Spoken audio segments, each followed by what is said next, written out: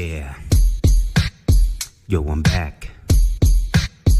The number one G. Here we go.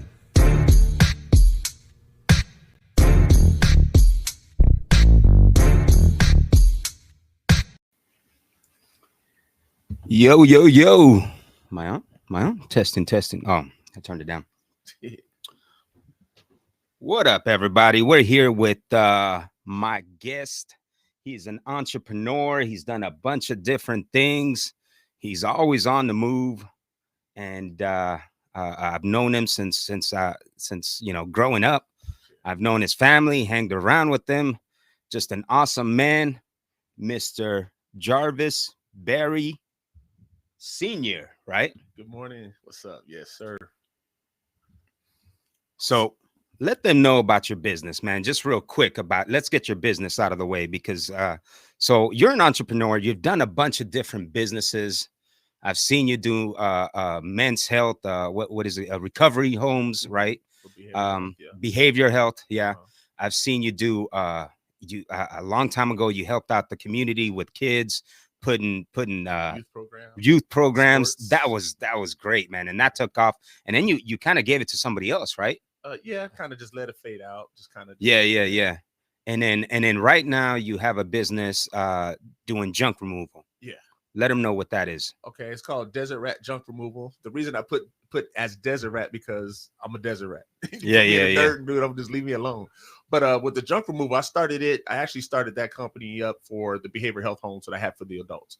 But things happen in life. You have to shut things down. The state was going through a lot of stuff, so I rendered my license, shut it down because the pay wasn't coming in. So now I may go ahead and reopen. I'm not sure yet. So I started the junk removal to give those guys jobs, something to do. Nice. Because some were felons, some weren't able to hold. And it's hard for felons to get approved, man. It's crazy. Yeah, because I used to hire felons, and they're like, Yeah. "Man, thank you." And it's like, is it that hard? And they used to tell me it's really hard. Yeah, because you have that on your record, you made that mistake. I mean, it's held against you for the next 10, 15, 20 years. Yeah. And so I started that just to give them jobs. They can go in and start helping their families get back on their feet, have something going. But after I had to shut down, so I decided to just keep it going in case I would reopen.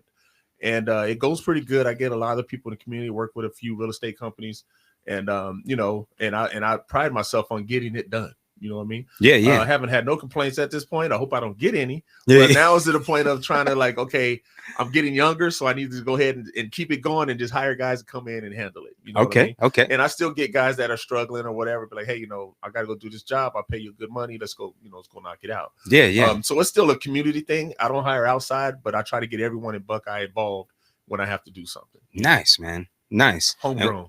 And once again, what is that called? Desert Rat Junk Removal. Desert Your rat. junk, my problem. There you go. So right off the bat, if you need that service, let him know. All right.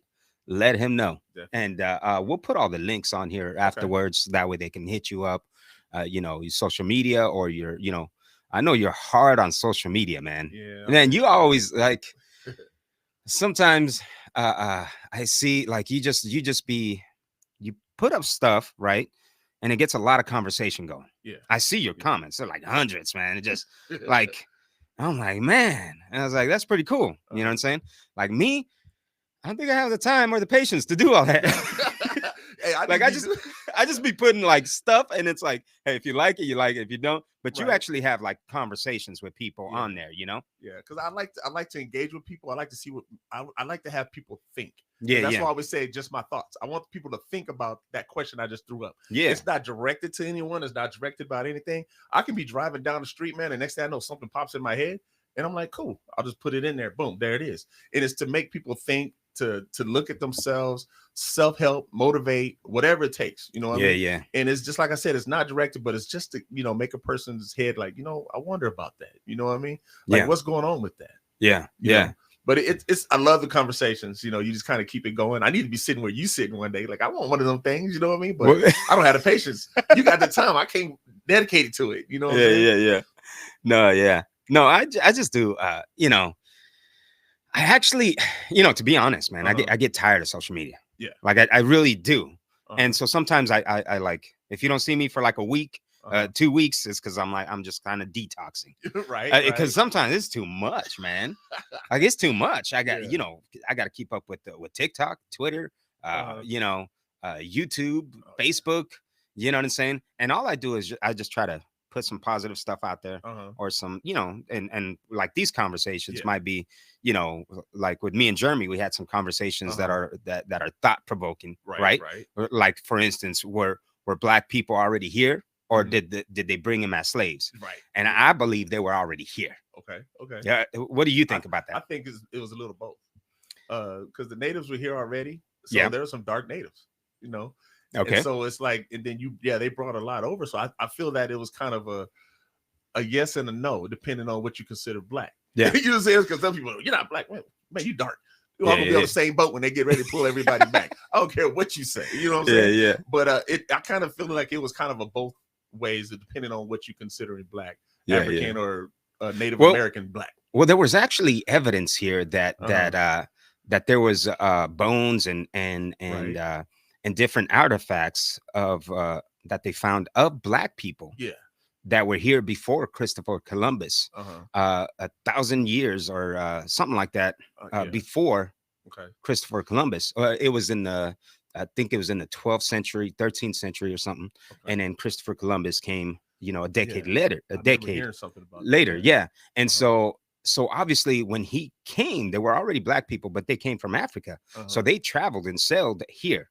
Right. Now, the point is, to me, I feel like, and people argued with me saying that, well, that just means they sailed over there. Well, yeah, Christopher Columbus sailed over here. So he wasn't So the first one to make a yeah, post. and that's And my he didn't point. discover nothing. Right? How Exactly. you discover something when people already up over here? Thank you. That don't make no sense to me. Thank you. Do we got to go through a history Yeah. lesson, man? Look, don't even get me started. You know what I mean? But I get it, because obviously there was people here. Of course, you want to make the books and make it sound like, oh, we did this. No, you didn't do that. Yeah. It said discovered.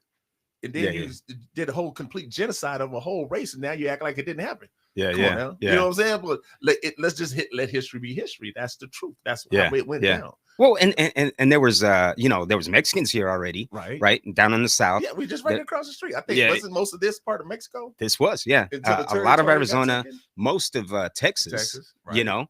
And California, most of California, Right.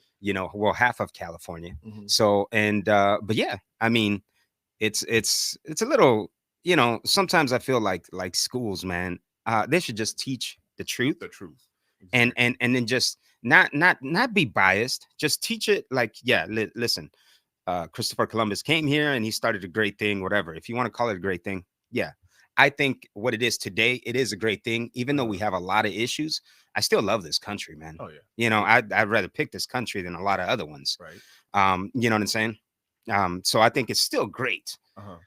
But yeah, we got some issues. Oh yeah. But just put them out there in the line. Don't be like, oh, this, that, like, just don't be biased. Just put it out Just there. put the history And out there. yeah, and let people, have their own opinions, and let's talk about those things. You know what I'm saying? The history is the history. That's Yeah. just the way it was founded. That's the way it came about. It don't look at the black, the white, the Hispanic. No, this is just how it went down. Yeah. And then like you said, let people make their own decision on what they want to believe and how they want to believe it. Yeah. But the truth is the truth. I know the truth is in there, but they just got to put it down. Yeah. You know what I mean? And don't try to keep it from school. Don't try to keep it from the kids. No, let them know what happened, because a lot of us don't even know what happened. I didn't know what Juneteenth was growing up in Buckeye until I graduated high school and was in college, and I had to find out what's Juneteenth. What's that? Yeah. And they had to tell me. They're like, man, you don't know. I'm like, man, I had no clue. Okay, what so Juneteenth was. Let us know what Juneteenth is for the people that don't know. I forgot.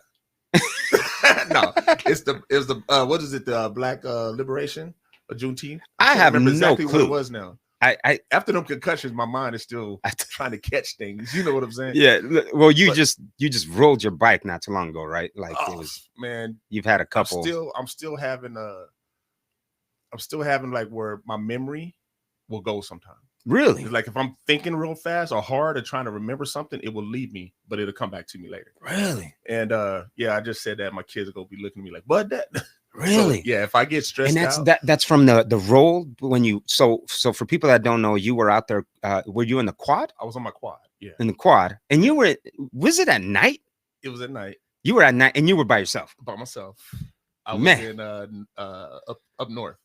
And you were just riding by yourself. And you do this a lot because I see the videos of you out in the woods at night or in the desert at night Yeah, by yourself, yeah. looking at the snakes or whatever. Hit a tree. You hit a tree. Hit a tree. How fast were you going? Probably about 35. It's probably faster. Whew. Hit a tree. With no seatbelt on that thing. No, I was on my quad. Yeah, I know. That's so what hit a tree. I was laying over the tree, got woken up and stuff, and then I was fine. You know what I mean? Mm-hmm. But what really got me was a couple days later, I woke up and I thought I had something over my eye. And so I was like, man, something. I looked in the mirror, my face was swollen. Eye, swollen face. My right eye, I could see the sky and the ground at the same time. So, okay, I can do this. I drove drunk before. I felt like I was drunk. I just closed one eye and drive home. Hitched the trailer up. I had a back concussion. My face is swollen.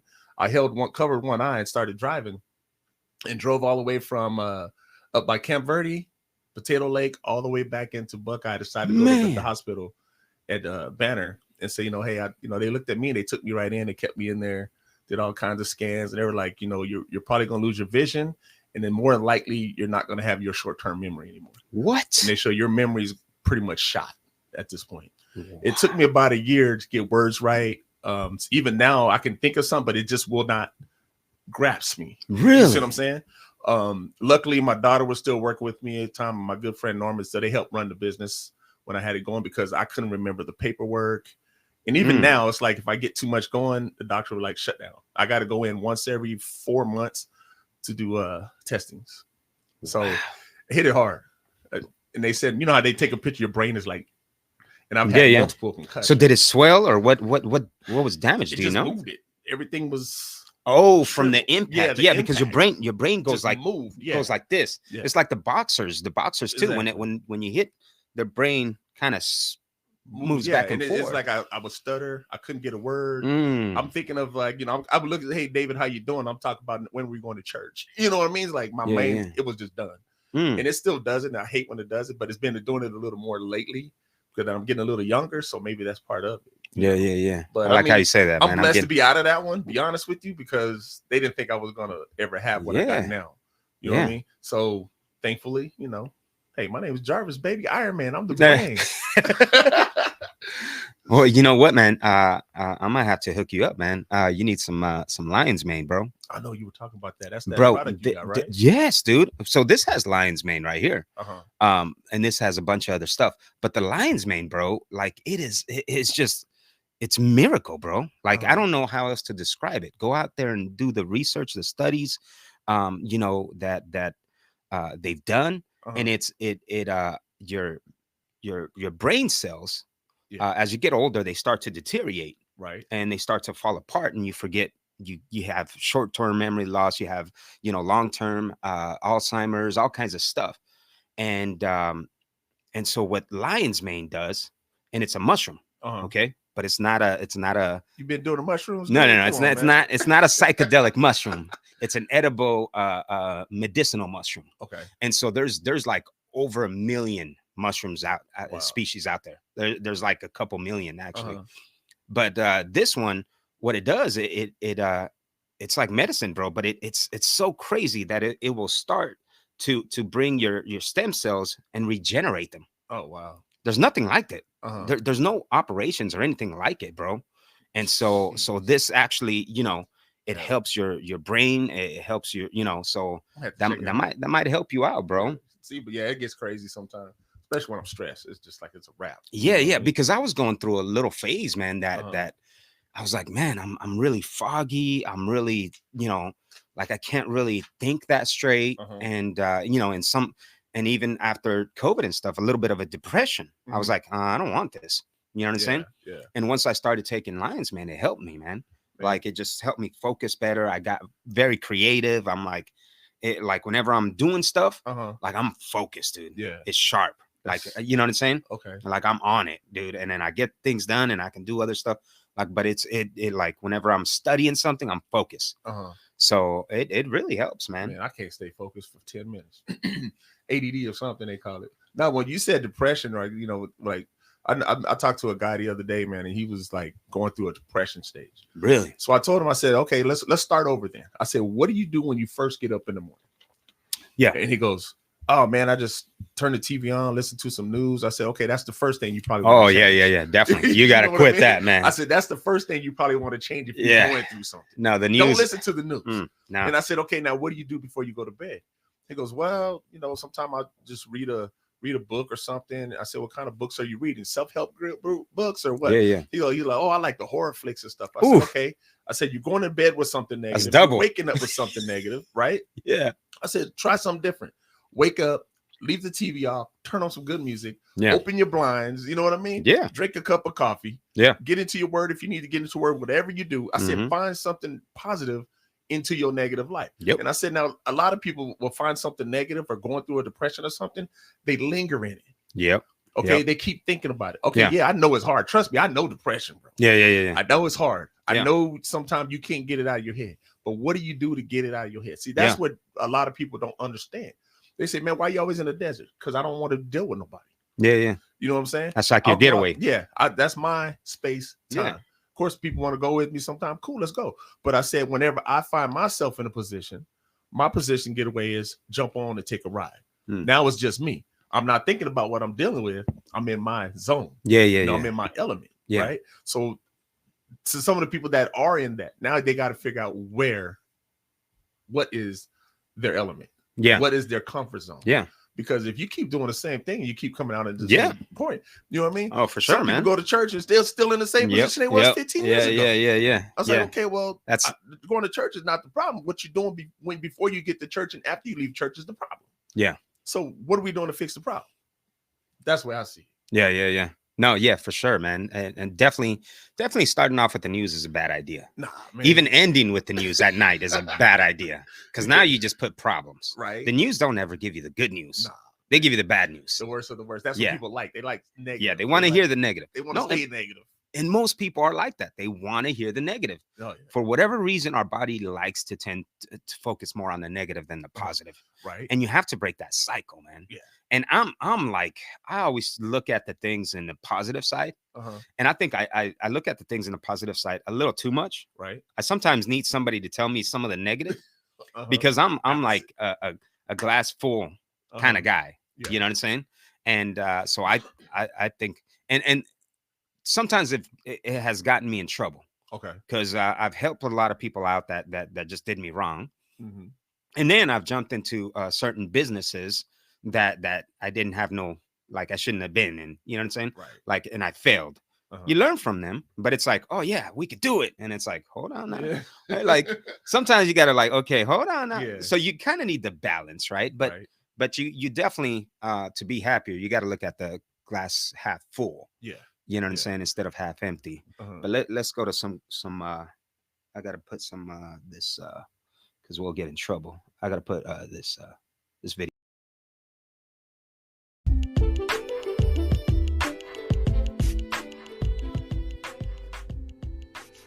This podcast is for entertainment purposes only and should not be considered a replacement for any legal, health, tax, financial, doctor, or any professional advice.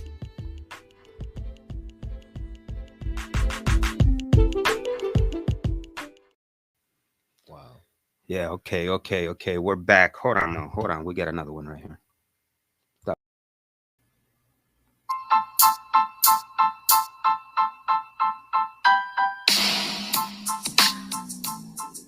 What's up, guys? This episode is brought to you by D1G Apparel. D1G Apparel is a faith-based clothing company created by yours truly, D1G.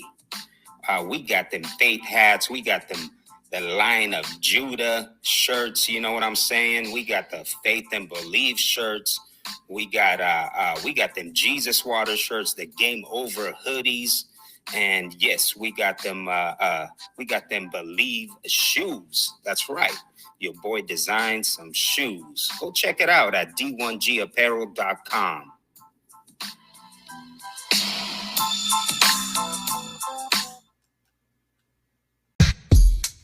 Yeah.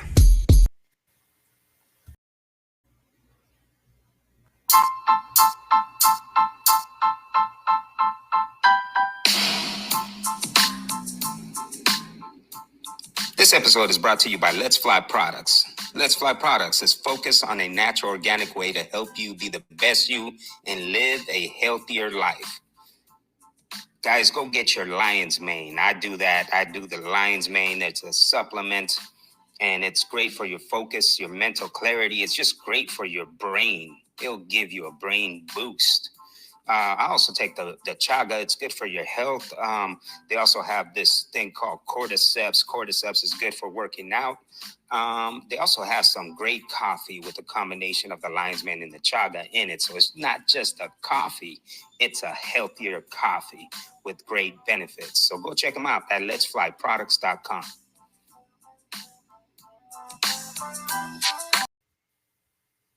All right. We're back. I think we're back. Can you hear me? Testing. Yeah. Okay.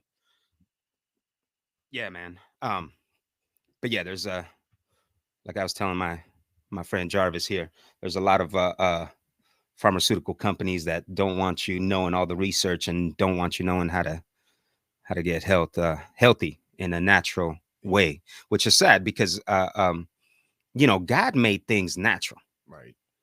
Plants that are natural and can heal your health and different things, man. But yet, in America, we're bad, man, because we have all this like red dye 5. You know what that is? I heard of it.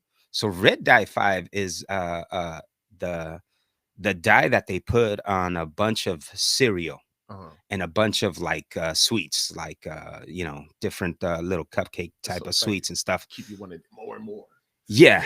And so it's like, it's in different cereal boxes and stuff. And it's so bad for you, man. And a lot of the chemicals that are in these things cause cancer, cause, all kinds of failure and stuff. But in America the food industry lets you get away with it. In other countries, they're like, no, you can't have that. We wonder why we're so obese because they're putting all the hormones in the food. Yeah, everybody's bro. getting sick. Yeah, a lot of those things are happening, bro. In Italy, you can go and eat bread, and you don't feel like how you eat bread here, because their bread is actually natural. Right. The bread here, it's got added sugars and it's got stuff that they put in the wheat that is so bad for you, man.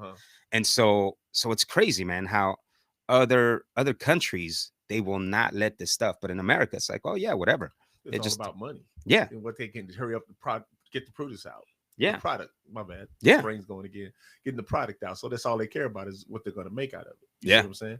But I think at the end of the day, it comes up to us if we're going to continue to do it. You know what I mean? Because I don't want nothing that's just getting worse and worse for me. You know what I mean? Yeah. It's like I don't even want to hang out with people that's just not benefiting me anything in life.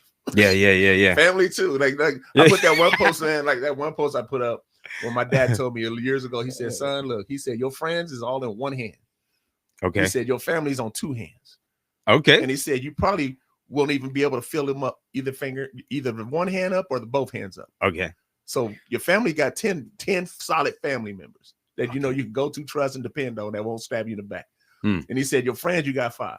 Man, that's some of that stuff I'm listening to. I'm like, man, that's straight up true. Really? Straight up true. Huh. I used to think Daddy was just talking crazy. Yeah. Yeah.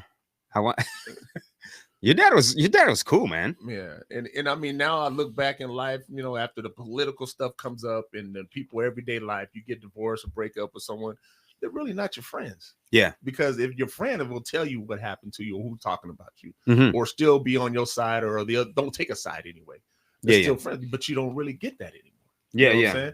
And I'm learning it. You know what I mean? I'm looking at it like, man, you serious? Like, when did this happen? Yeah. You know what I'm saying? Like, what did I do to you? But you never get an answer. Oh, because they're taking a side. They're taking a side of one way or the other, or they just matter because you don't believe what they believe or think how they think or have your opinion and not their opinion. Now, are you talking about like so you've been divorced, right? Oh yeah. So I've been divorced. Right. So you're talking about like in divorce, or are you talking about like in church wise, how they take sides, or both? Gotcha. I went through a divorce, man. I only talked to probably a couple people on their side of the family. Like the main one, I'm 28 years into it. They don't even talk to me. I don't talk to them. Really? Like, I ain't never did nothing to you. Yeah. I divorced for a reason. Yeah. A godly reason. You see what I'm saying? Yeah. But it is what it is. Yeah. I don't even talk to my mom at this day. Man. You see what I'm saying? I'd say, hi, how you doing? Because she believed something that wasn't even true. And then when I say, do you not want me as your son? She would never answer the question. She believes something that wasn't true. That was from your marriage my or divorce. oh, really? Yeah, you know, and I'm just like, I try to ask. I even called Pastor Bubby. So you didn't even tell the truth. Wait, you didn't even have a time to explain yourself. No, it was already thought that that's what happened. I try to say, no, that's not, you know, but it was like, oh, that's the sad part, right? Yeah, there. you know, so I'm just like, whatever. You know what I mean? So it's like, you know, I even called Pastor Bubby, Pastor Jim, to sit down with me and my mom. Let's have this conversation. He told her, he said, Pastor Berry, you're wrong, and Ellen Berry, you're wrong. So he covered both bases, as me as your son and me as your member of your church. Yeah, yeah. You know what I mean? So after that, man, I just had this whatever, you know. But you think there'll ever be a time that try? You know, when God said, shake the dust from your feet underneath your feet, I did it. Okay. You know what I mean? So I don't have no remorse. I didn't do nothing. You know what I'm saying? I don't have no guilty, bad feelings because I didn't do anything. Yeah. You know what I'm saying? If I did, I'd try to fix it. I'm the first one. I will apologize. And see, that's one thing I'm learning. A lot of people don't know how to apologize. They'll sweep it under the rug. That's a hard one, yeah. I ain't sweeping nothing under the rug. And if I'm wrong, I'm going to apologize. Yeah, because I don't want to have to answer to it later. And second off, I don't want to have to walk around with this conscience on me. Yeah, yeah. The guilt. I'm not walking around with that. Yeah. You for know? Sure. Because I always say, if somebody do you wrong, go apologize, go talk to that person and fix it. Because at the end of the day, if you don't fix it, you're going to have to deal with it. But don't call me on your deathbed saying, I want to talk to you. I'm not coming. You're going to have to take that with you. The same mouth you use is the same one you apologize with, and tell me why. Because you can't do that. I ain't do it. I ain't but how come that's so true though, man? When people are at their deathbed, they want to make everything right. Because why is it walking around with that guilt all your life? Why you want to walk around with that? Oh, man, just fix that and move on with it, dude. I ain't doing it. I'm just not. You know what I'm saying? Yeah. So if that's if you really think about it, right? That's a selfish thing, right? Because they wait until when they're about to die. Yeah. It like they could have done it any other time, but right when they're about to die, it can't. I don't know if it's beneficial to the person, but it's beneficial to them, right when they're about to die. Exactly. So that's kind of a selfish move, right? Yeah. You know what I'm saying? I agree with you on that. If you really think about it. Yeah, I'm trying to clear my country. Ain't worried about what I did to you. Yeah. No. It's not about you anymore. It's just that I'm about to die here. I want to clear it out and make sure that I'm good with God. No. You take that up with God now. That's between y'all. I let it go a long time, but that's between y'all. Yeah. But that is, like you said, that's selfish though. You know that is, yeah. And it's like, man, I don't know. I just feel like when I got a little older, man. A lady told me one time, she's like, you know, when you get older, you're going to have this maturity about you that most people are not going to understand. She goes, but you're going to have to eventually start going out and telling and talking to people. And that's why I would call myself your big brother. You know what a big brother does? He will always tell you straight up and take care at the same time. That's it, bro. That's it, man. You know what I mean? Like straight up to you, like in your face. Here it is. Love you. Yeah. But you right, you wrong, you wrong. Yeah. And I ain't going to support you in that. You know what I'm saying? No, and that's cool. That's cool because you do have brothers, right? And I'm the good looking one though. You're the good, and the tallest. I'm 6 Oh man, you are the tallest, huh? Yeah, but you're the second oldest. Yeah, me, Javar, and Jermaine. Yeah. Now I'm in the same age group as I think I'm a couple months older than Jermaine. Okay. And then a few months younger than Javar. They're the same year. Shoot, they ain't but 11. 4 weeks but apart, I think I'm 3 weeks apart. I think I'm right in between them. They're not 3 weeks apart, are they? Yeah, they both of their birthdays are in January. They're like 11 months. Months apart. Maybe they're older then. Yeah, Mama, Daddy. No, I could have swore I'm older than Jermaine by a couple months. But I didn't think I was older than Javar. I'll tell you a story about Javar, man. When we were little, well, I got a bunch of stories. But when we were little, man, we were playing in the backyard, and Jermaine was there, and you know, Buddy, you know, we call him Buddy, and he liked to roughhouse, right? And he was tough, dude. He was tough. But we were playing around roughhousing, and I went to go for a kick. He grabbed my leg, one leg, and he looked at me and he goes, "Ready?" And I didn't know what he meant. All right. So he thought I was ready. He swept my other leg. I went back. You know, he did like a karate sweep. I went back, bro, and I fell and I hit the back here, Yeah. knocked the wind out of me. And I was like, I couldn't breathe, bro. And Jermaine looked and he goes, Mama. He's like, buddy, I told you play too much, man. You killing David. It's like you killed him. Like, Mama. He's like, and buddy was like, hush, man, hush, be quiet. He's like, yeah, he was gonna get in trouble.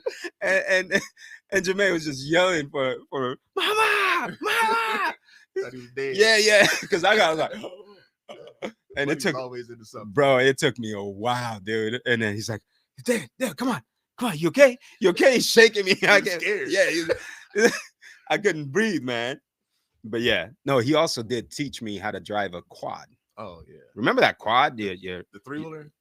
Yeah, it was a 3-wheeler, bro. Yeah. That thing was dangerous. Had the 3-wheeler, and then he ended up getting that one Banshee, I think, after when the quad started coming out. Yeah, had a Banshee or something. Yeah. But I remember buddy teaching me how to ride that quad. I didn't know. I just popped the wheelie, dude. I was like, whoa, too much gas. Yeah, dude, I popped the wheelie. Almost went off, dude. But your dad actually taught me how to shoot, because he used to take all of us down and Allenville back there. Yeah. So he taught me how to shoot. That's why I got better skills than you. Come on, man. You gonna sit up here and tell a lie? Man, you go to church, bro. You can't be lying to go to church. Hey, look, I know I'm the best. I'm the best when it comes to shooting. That's it. Hey, we can do a little shootout, man. We could do, I mean, not shoot each other, obviously, but do a little target. Did you see my video on my I was doing some the axe throwing? The axe. Yeah. Have you ever done that? Yeah, it's fun. I like it. Dude, I've never even done it before. And I was doing pretty good, man. I was hitting it. Yeah, well, I was hitting the targets. You the same level as all you got to do. You the same level as the height as. Come on, man. It was only that high. Come on. You the same height. It should be straight. Yeah. Level, you know what I'm saying? Hey, he's saying I'm short, man. I'm short. Little man syndrome. Yeah. I have it. I'll admit it, bro. I have it. At least you can admit it, huh? Well, dude, because I mean, I had to be tough, man, growing up.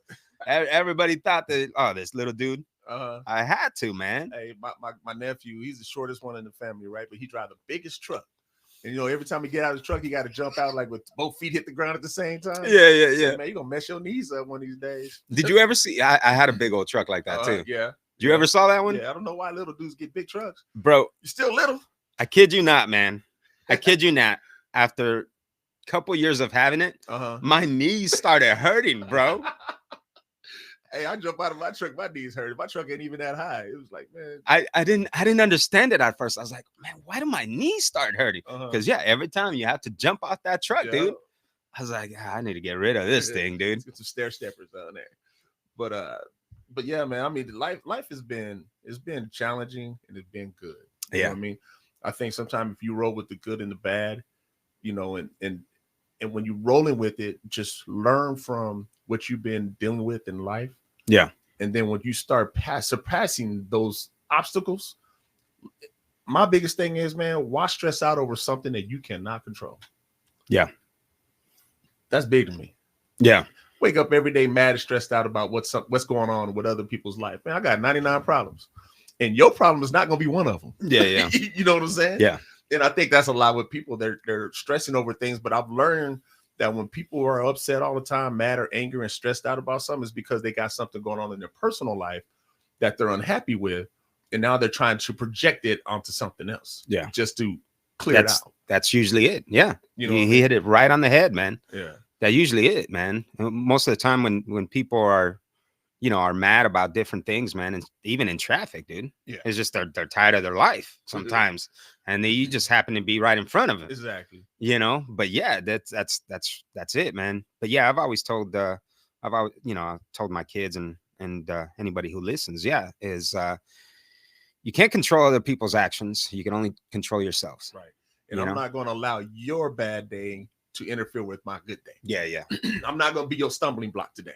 Yeah. I'm not going to be that one that you can yell at because you got to deal with you. I ignore it. I always tell a person. So if people yell at you, you just walk away? It ain't no big deal to me. Really? You can say what you want about me, talk about me. I've been through the hurt of the hurt. You cannot faze me. Yeah. The only thing is, just don't get in my face. We're good. Yeah. You Yeah. can say what you want, talk about me, say you call me whatever you want to call me. Yeah. That's it. You know why? Because I already know who I am. And I Yeah. already know that whatever you're going through, I'm not going to help you get rid of that problem by taking it out on me. I'm going to let you deal with you. Yeah, for You sure. see what I'm saying? I'm going to let you deal with you. So as long as you don't stand up in my face, it really don't bother me. Yeah. Now I can take it to another level, like, man, whatever you want to say, just because you're a text message gangster or a social media gangster. There's a lot of them out there. A whole lot. But yeah, see, look, check this out. I had this one dude. This dude was like talking big stuff, right? And so I messed around and seen him at the tailgaters one day. Walked up, what's up, man? Hey, his eyes lit up when he saw me. I said, don't get scared. I ain't gonna come and beat you up. I'm gonna let you say what you gotta say now that I'm right in front of you. Yeah. Say what you gotta say. You didn't say nothing. Oh, you want me to buy you a beer? Man, I don't want nothing you got to give me. You talking all that social media gangster stuff, right? I'm standing right here. So long story short, it was all done. Then something else came up. He said, I want to slap him like a bee. I said, next time I see you, I'm going to give you that opportunity. I'm going to give you that opportunity. Just because you want to call out, I'm going to give you that opportunity. And remember, I'm not your wife. You can call her that, but you ain't going to call me that. Man. Just like that. I haven't heard nothing from him since. I haven't seen him, but I will give him that opportunity. Man. You know what I'm saying? It's not like, you know, I'm going to be looking for it. If I see you, it is what it is. You know, it's so crazy with social media. All these people that you would never, would never act like that before, and they still will not act like that in your face. No. I don't understand how they can hide behind a computer, a phone, you know, and just do all that, say all that nonsense, knowing very well you ain't about that life, bro. No. Like, you ain't about that life. You don't even have a clue why you gotta act like that on the internet for. Because, dude, it's just a dangerous thing to be acting like that. You know what? I think a lot of it is just because they're behind the glass, the phone, the computer, that they feel that they can do that. You know, eventually you're going to see somebody that you've been talking crazy to. Yeah. Do you know eventually somebody may not be me and just come up and start decking you? You be catching them hands. You know what I mean? Like, some people is not going to play that game. Yep. But some people do it because they know they'll probably never see you. They know they're in another state, or they think whatever. But look, you can't. What makes you feel that you can if you can't back it up? Yeah. I'm one of those. Everything that I say, I can back it up. And the crazy part about it is that, like, people have to understand. It's so easy to find out where you are nowadays, to know your address. Everything is in the internet. A coward would talk stuff. Yeah. A real man would be about it. Yeah. Yeah. I used to tell my friends, my nephews, nieces, and stuff. I used to tell them, you know, when you have a guy that's talking all that mess, that's not the guy you need to worry about. Yeah. It's that quiet one. Nothing. It's that quiet one that's contemplating. That's the one you need to be aware of. Right. The one that's talking the loudest. You know, in Spanish we have a saying that says, "Perro que ladra no muerde." It means a dog that barks a lot will not bite, but the ones that are quiet, they will bite. Get you, yeah. Right? You know what I'm saying? And it's just a saying in Spanish, but I grew up around that, and it's like, it is true, man. All the ones that are just talking the most, it's like, they just talking. Yeah, you're just talking. You want to scare somebody by bullying them, by your words, by being louder, right? They get louder too. Right. It's like they want to get even louder. Like, what does that do? And they get a little crowd behind them. They really think they something. Yeah. Like, what does that do, bro? Like, making themselves tired when it's time to actually get into it. You're already tired. You talk too much. Yeah, dude. And it's crazy nowadays because you see young kids acting the same way, and they'll talk all the mess in real life, but they'll video, right? Like, I've seen these videos, like they got their phone and they're talking all this mess, like, oh, you this, you that, and that, because they think that phone is protecting them.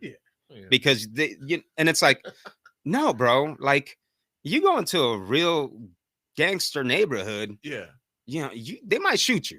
Right. That phone does not mean anything. That phone is not a shield that's gonna protect you. It's just a phone, bro. Yeah, you might be getting out on video, but I mean, you're playing a Russian roulette thing. Yeah, like you said, you going to the wrong neighborhood. So can we say something like a race thing right now? Yeah, you can say whatever you want. So I was sitting back the other day and I was like, okay, you have these skinheads, you have a lot of people talk all that racist stuff. Yeah. They don't ever walk into one of them neighborhoods talking that. Yeah. Why? Yeah. Yeah, that's the wrong neighborhood. That's Why? If you really feel that way, why? yeah. 7-on-1, 6-on-1, 3-on-1. Then, but if you really don't like, why don't you go do it?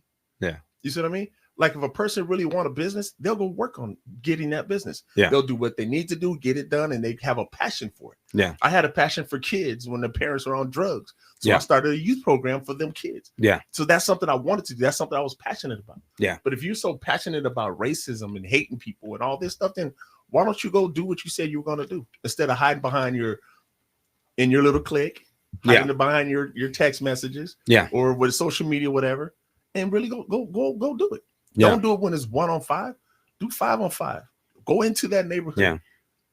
So if you can't do that, then what does that show you? A coward will jump 3-on-1. Those are cowards. Yeah. You know what I mean? Yeah. They'll do all that. Sure. But whatever happened to going into that neighborhood that you talk about, say, okay, this is where I'm at. Let's do it. Yeah. You know why you won't do it? Because you're a coward.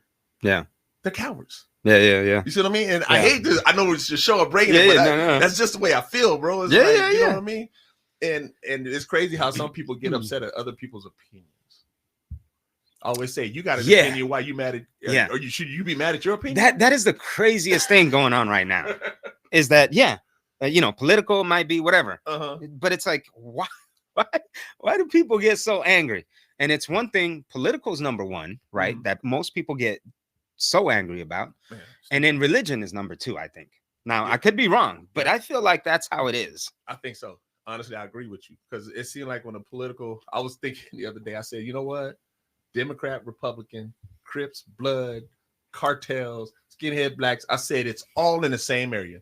Everybody's mad at the other person, blaming the other person, and fighting each other. So they can say, "Oh, well, that's stupid. They're over there doing." Well, you're doing the same thing. Yeah. You're just not fighting. You're bashing on each other. It's the same thing. Yeah. And I said, "Well, who's going to be the adult in this?" Yeah. You got an opinion. I got one. Yeah. So what? Yeah. Well, okay, that makes the world go round. So I'm not going to get mad at you because of your opinion. Yeah. Okay, you just got an opinion. I got a friend, and me and him talk politics all the time. We go back and forth at each other. Yeah. Crazy. But at the end of the day, it's like, hey, man, next time you come this way, let's drink a beer, let's go hang out. You know what I'm saying? Oh, yeah, you come up this way, man, let's go. I got a place out in the back. You can crash, let's go. But it was just that we just have opinions. And those are the best relationships as a friend. Yeah. The ones you can argue and still be friends. Man, there's people I grew up with all my life, thought they were my friends. But this is what I do say also, Dave, man. Look, thank you for letting me know you're really not my friend. Yeah. And the reason I would say that to people is because, first of all, now I don't have to talk to you. Yeah. I don't have to do what I can for you. Only thing I have to do now is know that I was your friend and you were never mine. Yeah. Like my daddy said, right? Your friends is on your finger. When something comes up, then you'll know what you got. And I learned I thought I had a lot of friends, bro. Yeah. But they were most of them are just acquaintances. Yeah. We just grew up together. Yeah. You know, that's me. Yeah. No, for sure, man. For sure, brother. For sure. Man. And if you say, I got black friends, but you still telling racist jokes, you still doing all that stuff. Yeah. Is that a form of racism? Yeah. Now, but hold on though. Hold on. Let me okay, go ahead. Because I know some people, they will tell every racist joke, this, that, all this, that, or that. But when somebody say, man, that's racist, I got a black friend. Yeah, you got that's because you grew up with them, probably, right? Yeah. I got a Mexican friend. I got a Mexican. You know what I'm saying? It's like, man, I got a whole. One dude told me I was racist one day. Bro, I laughed. I'm like, dude, that is just the dumbest thing in the hurt I've ever heard. So why would I get upset when something I know is not true? That's stupid. Like, I'm racist. Yeah. Man, who's your mama? Yeah. But now here's the thing though. I want to say about jokes or whatever, right? Because you said it. I think right now though, because me growing up, man, jokes were bad. Like they were terrible, dude. They could get you though. And they were racist, like big time towards Mexicans, towards black, towards white, like but they're just jokes. Yeah. I feel sometimes right now we're too like we get offended way too quickly. Yeah. You know what I'm saying? Because comedians now they can't say that much stuff. Yeah, I mean you saw it with Dave Chappelle, talking about trans and all kinds of different, he got a lot of that from the gay community, all kinds of like these are just jokes. These are comedians, right? Yeah. I feel like sometimes, jokes are jokes. Uh-huh. Obviously, if that person is racist, obviously it's coming from a bad place. Right, right. But like for instance, if you were to say like, if you were to if I just told you, oh man, I just ate lunch right before you got here, Uh-huh. and you tell me, oh, would you eat beans? Uh-huh. You know what I'm saying? Like, I don't feel like that's That's not, offensive. yeah. You know what I'm saying? But I feel like some people would be like, "Oh, he's Yeah. racist." It's, You see what I'm saying? sometimes So I it's think how they say it. And if you know the person, if you know maybe, how the yeah, I guess person so. I is, guess so. you Yeah, know, like if I said it, you'd be like, dude, shut up. You'd say something to me, I'd be like, I whatever. actually did eat beans, so I'd be like, "Yeah, I did." I know. I'll be like, I I did. want some too. You know what I mean? But yeah, no, because there's some things like that, and I feel like, dude, that's just funny. It's Yeah. and I guess it's the relationship of Uh-huh. people. I guess And then you'll um, have some people that constantly, never nothing. You don't hear nothing about them or that, but there's always about everybody else. You see what I'm yeah, saying? That's yeah, when you be like, you know, yeah, yeah. And I'm one of those, bro. I'll be honest with you. I can't stand racism. I don't care yeah, where it's from. yeah. That's just a trash individual to me. But that's just me. Yeah, no, it's been interesting for me, man, because I've had different friendships from different walks of life. Uh-huh. Dude, one time I made friends with the dude that had a swastika on his head. Yeah, yeah. And I he know a was the couple dudes. coolest dude. Yeah. The coolest dude. I think he actually murdered his wife. but dude, he was really cool to me. But I think he went to prison for like I murdering know his a wife. few dudes that, man, that were like just cool as heck. You know what I mean? They just, some of them just got out of jail. That's just what they had to, the Aaron Yeah. brothers, stuff like that. But said, man, we just had to take that, but that's really not what we're about. Or Yeah, they learned, like, hey, I was taught this way, but yeah. You ain't never been to jail? Yeah. You been to jail? 6 months, bro. You did 6 months? 6 months. Where? And the county right there, Durango. Really? Did you have to put the pink uniform? Man, I had the pink underwear. I think I brought them home. Yeah, I did too, man. Yeah, I did. But I said it was a good thing, man, because I was taking a direction that just wasn't good in life. You know what I mean? And that what brought me out, and that's when I found Jesus again. When I was sitting in there, like, man, I'm missing my family and this and that. So I decided to pick my Bible up and Psalms 50, Isaiah 51. Just boom, there it is. Man. You know what I'm saying? It's like boom, I'm calling you back. And not knowing, what's Isaiah 51? Do you remember? Isaiah 61. 51 or 61? I think it's 61. I proclaim the liberty of those who are captive. I can't remember the name. I can't remember. It'll come back to me. I have to look it up now, man. Isaiah 61. And it just dropped me right there. And it's like, man, okay. You know what I mean? It's like, all right, God, I'm back. Because there was a lot of things that was happening, you know what I mean? But I think that was a chance for me to step back. Now, can you tell why you went into? I was doing drugs, bro. I had a probation violation. Bro, I forgot. And there was like, weren't 30, you dealing drugs? Man, 30. Yeah. I was doing my thing. Bro, I forgot about all that. At the time, bro, I was responsible for a lot of stuff that was coming in the Buckeye. You know what I mean? Dude, it's starting to hit me back. I remember now. Yeah. It's something, man, I regret, but I'm like, you know what? It helped me see when I started my youth program, looking at all these kids. The family didn't have no shoes, no food, no nothing. You know what I mean? Yeah. And the parents were just stuck in the bathroom, in the bedrooms doing, you know what I mean? Just like nothing. I'm just like, man, now that I got myself together, I'm looking at this, man, let me go and, help these kids out. I wouldn't ask them for no money. Just put this kid on a team. Yeah. I went to one parent's house, man. She had the needle in her arm. I just say, look, I just need you to sign this paper. She's at the table just shooting up heroin. Whew. You know what I mean? Put the kid on the football team, and that was it. Basketball team at the time. You know what I mean? Yeah. So I've seen a lot, you know what I mean? From that lifestyle to the church lifestyle to the everyday lifestyle. I've learned a lot, seen a lot, and I've been through more than a lot of people would have been through. You know what I mean? I've seen mothers prostituting their daughters. So for stuff. You know what I mean? Like, dude, what are you doing? You know what I mean? But that's that addiction taking over. Man. And people do some craziness, you know what I'm saying? Doing things. Yeah. And that's when it was all said and done. Boom, here I am. You know what I mean? Dude, I that just brought the memory back. Yeah, I remember you got out of jail. Uh-huh. And then you started doing Bible studies, right? Yeah, had the self-help groups, the Bible studies. Yeah, for the men and stuff, right? Yeah. It was for men, right? Yeah. And then you started putting together the kids as groups and stuff to help the youth and dude, yeah. So that was God that grabbed a hold of you while you were in jail. The crazy thing about that, man, I could give you testimony. I'll never forget because I was trying to get away from it. I couldn't. Yeah. And I said, God, just do something with me, whatever it takes to help me get away from this. And next thing I know, I was up for a probation violation, didn't know it. And then when we're getting pulled over, a cop came and he looked in the car, he pulled everybody out, and he goes, God told me to come get you. What? There's a dude named Roger to this day that I was in the car with him and his son and another lady that was in there. The officer said that. The officer said, he looked in, he said, God told me to come get you. What? Pull me out of the car. We're on the road. There was nothing behind us at night. And the cop just came in. Boom, boom, boom. Like he was just telling people get out of the car, like knowing I was in the back seat.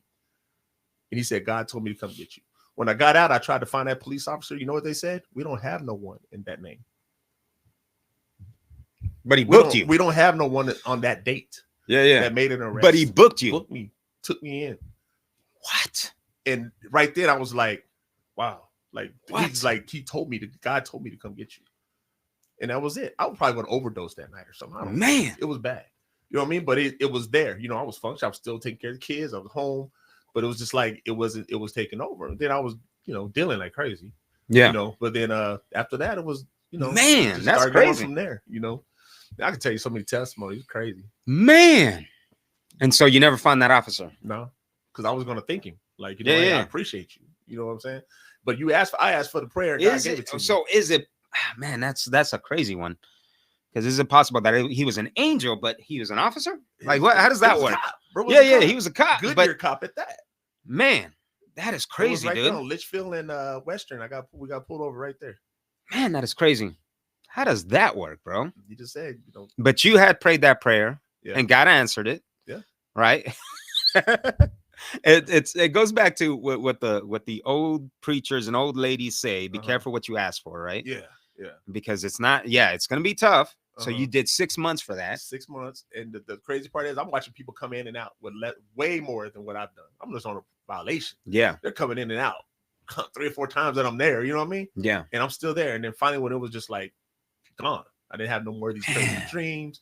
I didn't crave it. I didn't care. I was just like, man, I just want to go to my family and be who I'm supposed to be. So when you came out, no more drugs, man, and you haven't touched them ever since. That's been over 2004, 24. It's been over 25 years. Yeah. Wow. That's crazy. Don't even care to. Yeah. Man, that's crazy, dude. A lot of people say, well, life you've been through, you can't go around it. Man, I'm helping people on drugs, get off drugs.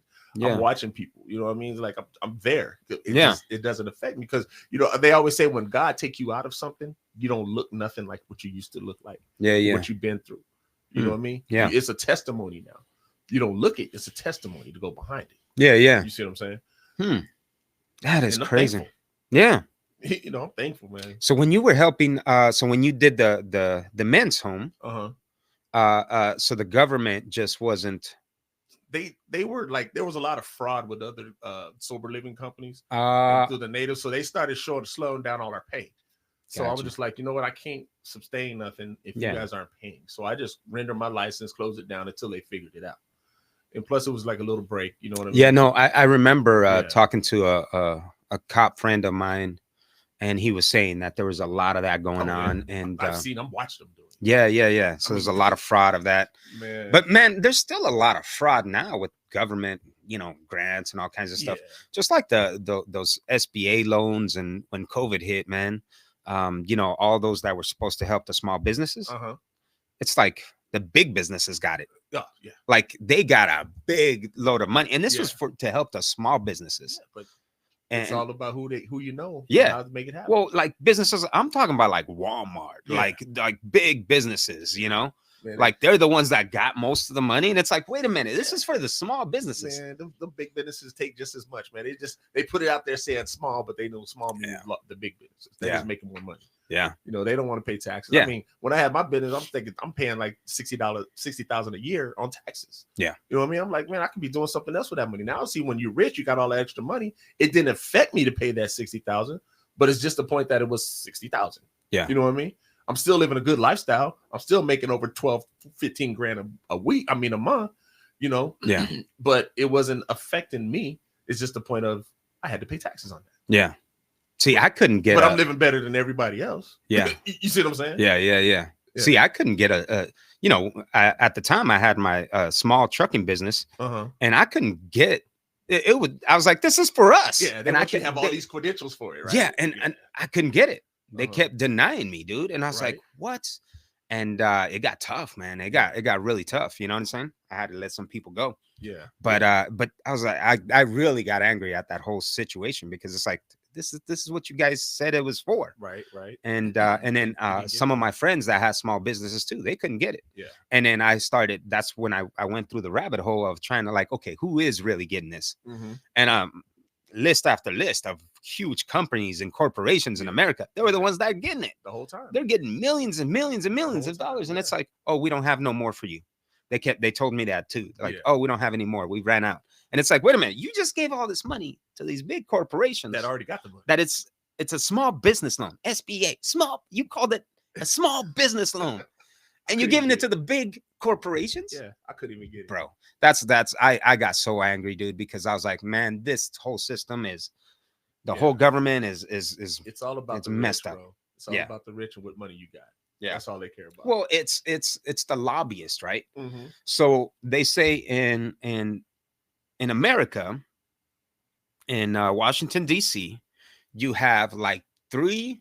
I think it's 3 to 5. I think it's 3 lobbyists to every congressman. Yeah. So you have way more lobbyists than you have government. Right. And you know what a lobbyist does? So the lobbyists, these are people that work with the big corporations. They come to the government and they say, here, I want you to vote for this. I want you to stand for this. We'll give you money. We'll give your, you know, like say you're running for president or say you're running for Congress, or we'll fund you. Right. Right. And it's kind of based on, you know, what you bring to the party. Yeah. You know, you rub my back, I rub your back, you know, we're friends here. But it's like, if you really think about it, then all these government officials are really selling themselves. They're selling their souls. That's what they're doing, because now they're indebted to these large corporations. Exactly. So you're talking about oil, you're talking about, you know, big businesses. That's all it is. And they can't. We're going to donate to you, but you're going to give us what we want. Yeah. And if you think about it, it's 3 to 1, right? There might be more, but I know the average is it's every 3 to 1. So you have 3 lobbyists to the 1. That's way too many lobbyists. Yeah. Yeah. So the whole system's rigged. It's a mess, dude. And the only way to get out of it is to vote the right way. And even then you can vote the right way, but there's still going to be some kind of channel inside of it. It's hard. That's the way I feel. It's hard, bro. It really is hard. And we got 31 days until the elections. Yeah. I think 31. I think it's 31 right now. Well, by the time this airs in a couple days, then it'd be less than 31, you know. So I know we went to Texas, man, and I was driving, and I talk about the snowbirds, I talk about the California drivers, bro. Texas is crazy in driving, man. I don't want to drive through Texas. Oh, because they drive so fast. Yeah, crazy. Man, yeah. Well, the speed limit 85 and 65. No. The speed limit over there is 80. There's some places that are actually like 80 and 85, bro. Yeah, I know, but I'm talking about on the 65 freeway 2-lane. We're doing 85 and a 65, and these people looking at me like I'm in the way. You are in the way. Get over. I try to stay right, and they still doing 85. Like, man, come on now, to do something, man. I never left so stressed out driving until I went to Texas. What part of Texas, bro? I was in the Houston area. Okay. Actually, all through Texas is a mess. Yeah. Man, well, I've driven to Texas, and I like that. Okay, I'm the opposite of you, bro. I like their speed limits. I like the speed limit. I like their speed limits. But man, we in the double lane. I'm trying to find my GPS, and these people are like, yeah. You need to get out of the way. Yeah. Like, man, you need to know where you're going. Man, I'm doing 85, bro. It's 65. What does you need me to do? You know? Yeah. No, I actually like their speed limits because so I've driven trucks over there. And California, when you drive a big rig in California, you got to do 55. Right. You got to stay on the right lane. Okay. In Arizona, you don't. Yeah. Okay. It's all free for listen, people. In Arizona, the truck driver can drive on the fast lane, wherever. You don't have to stay on the right lane. Because I get people that flip me off all the time because I'm in the passing lane. Yeah. Passing another truck, and they think I'm supposed to be on the right You lane. pass. Yeah. No, but they come from California, and then I see their plates, and there's Oh, okay. California, No wonder. and it's yeah. like, oh, they think I'm supposed, because that's how California rules are. Uh-huh. It's not everywhere else. That's just California. But Texas is the same way as Arizona. Just go wherever. Uh-huh. And in Texas, so some speed limits here in some places are maybe like 65 for truckers and 75 for regular cars. Okay. Some okay. places, Yeah. you know. Yeah. But in Texas, everywhere that I've went to is, Uh-huh. you want to do 85, trucker? You do 85.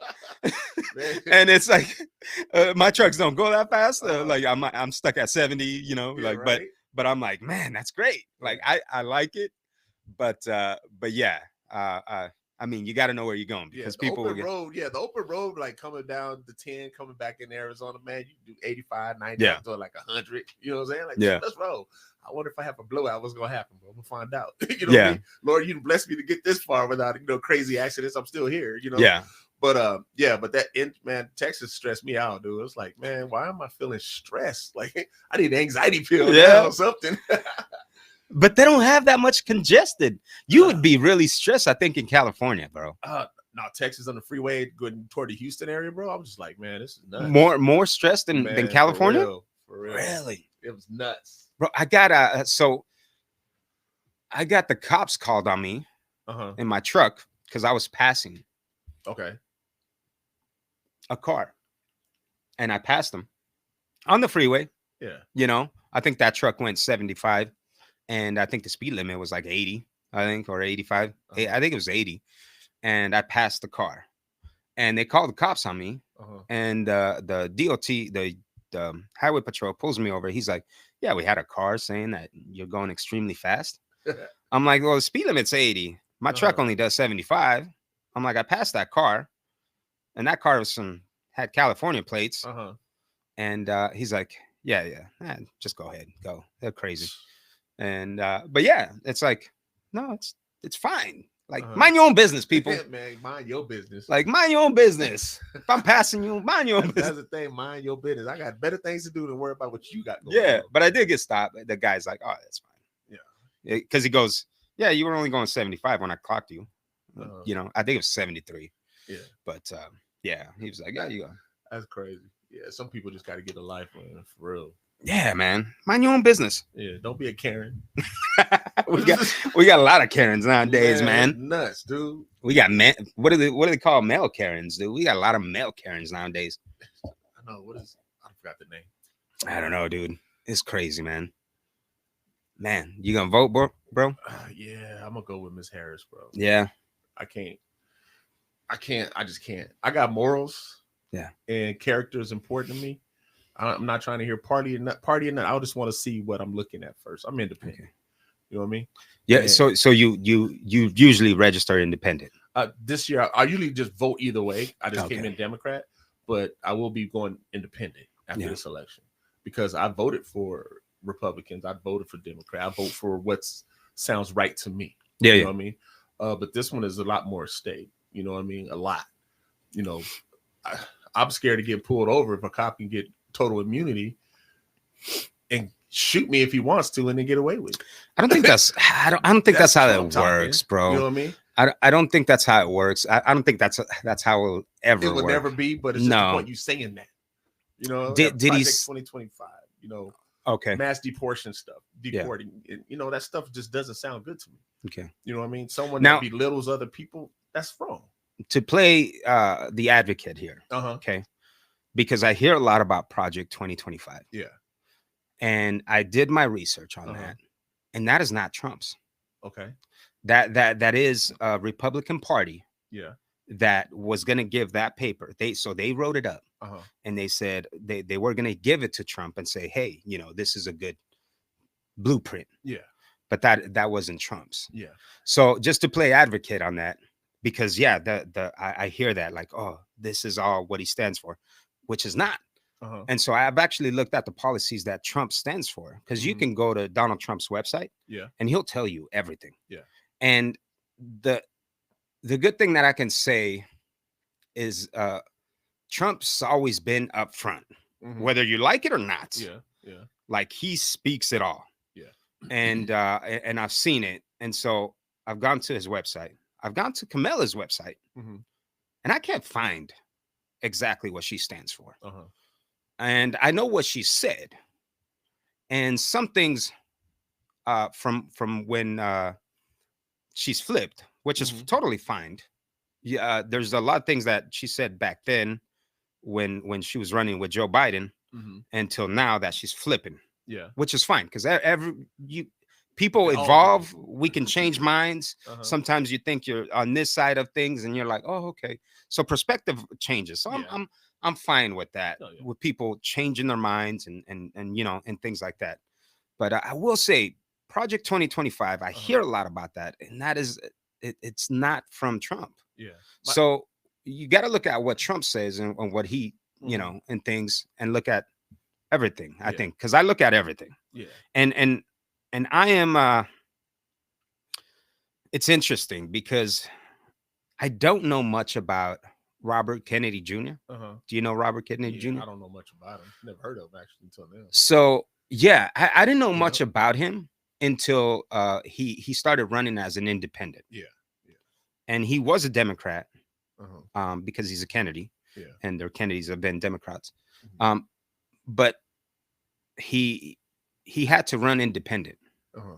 and I thought he was a very level-headed person. Okay. When you look at some of the things that he was bringing to the table, he's a very level-headed person. I did like him. I didn't know too much about his policies because before I can really search up his policies, Uh-huh. he dropped out of the race. Yeah. You know what I'm saying?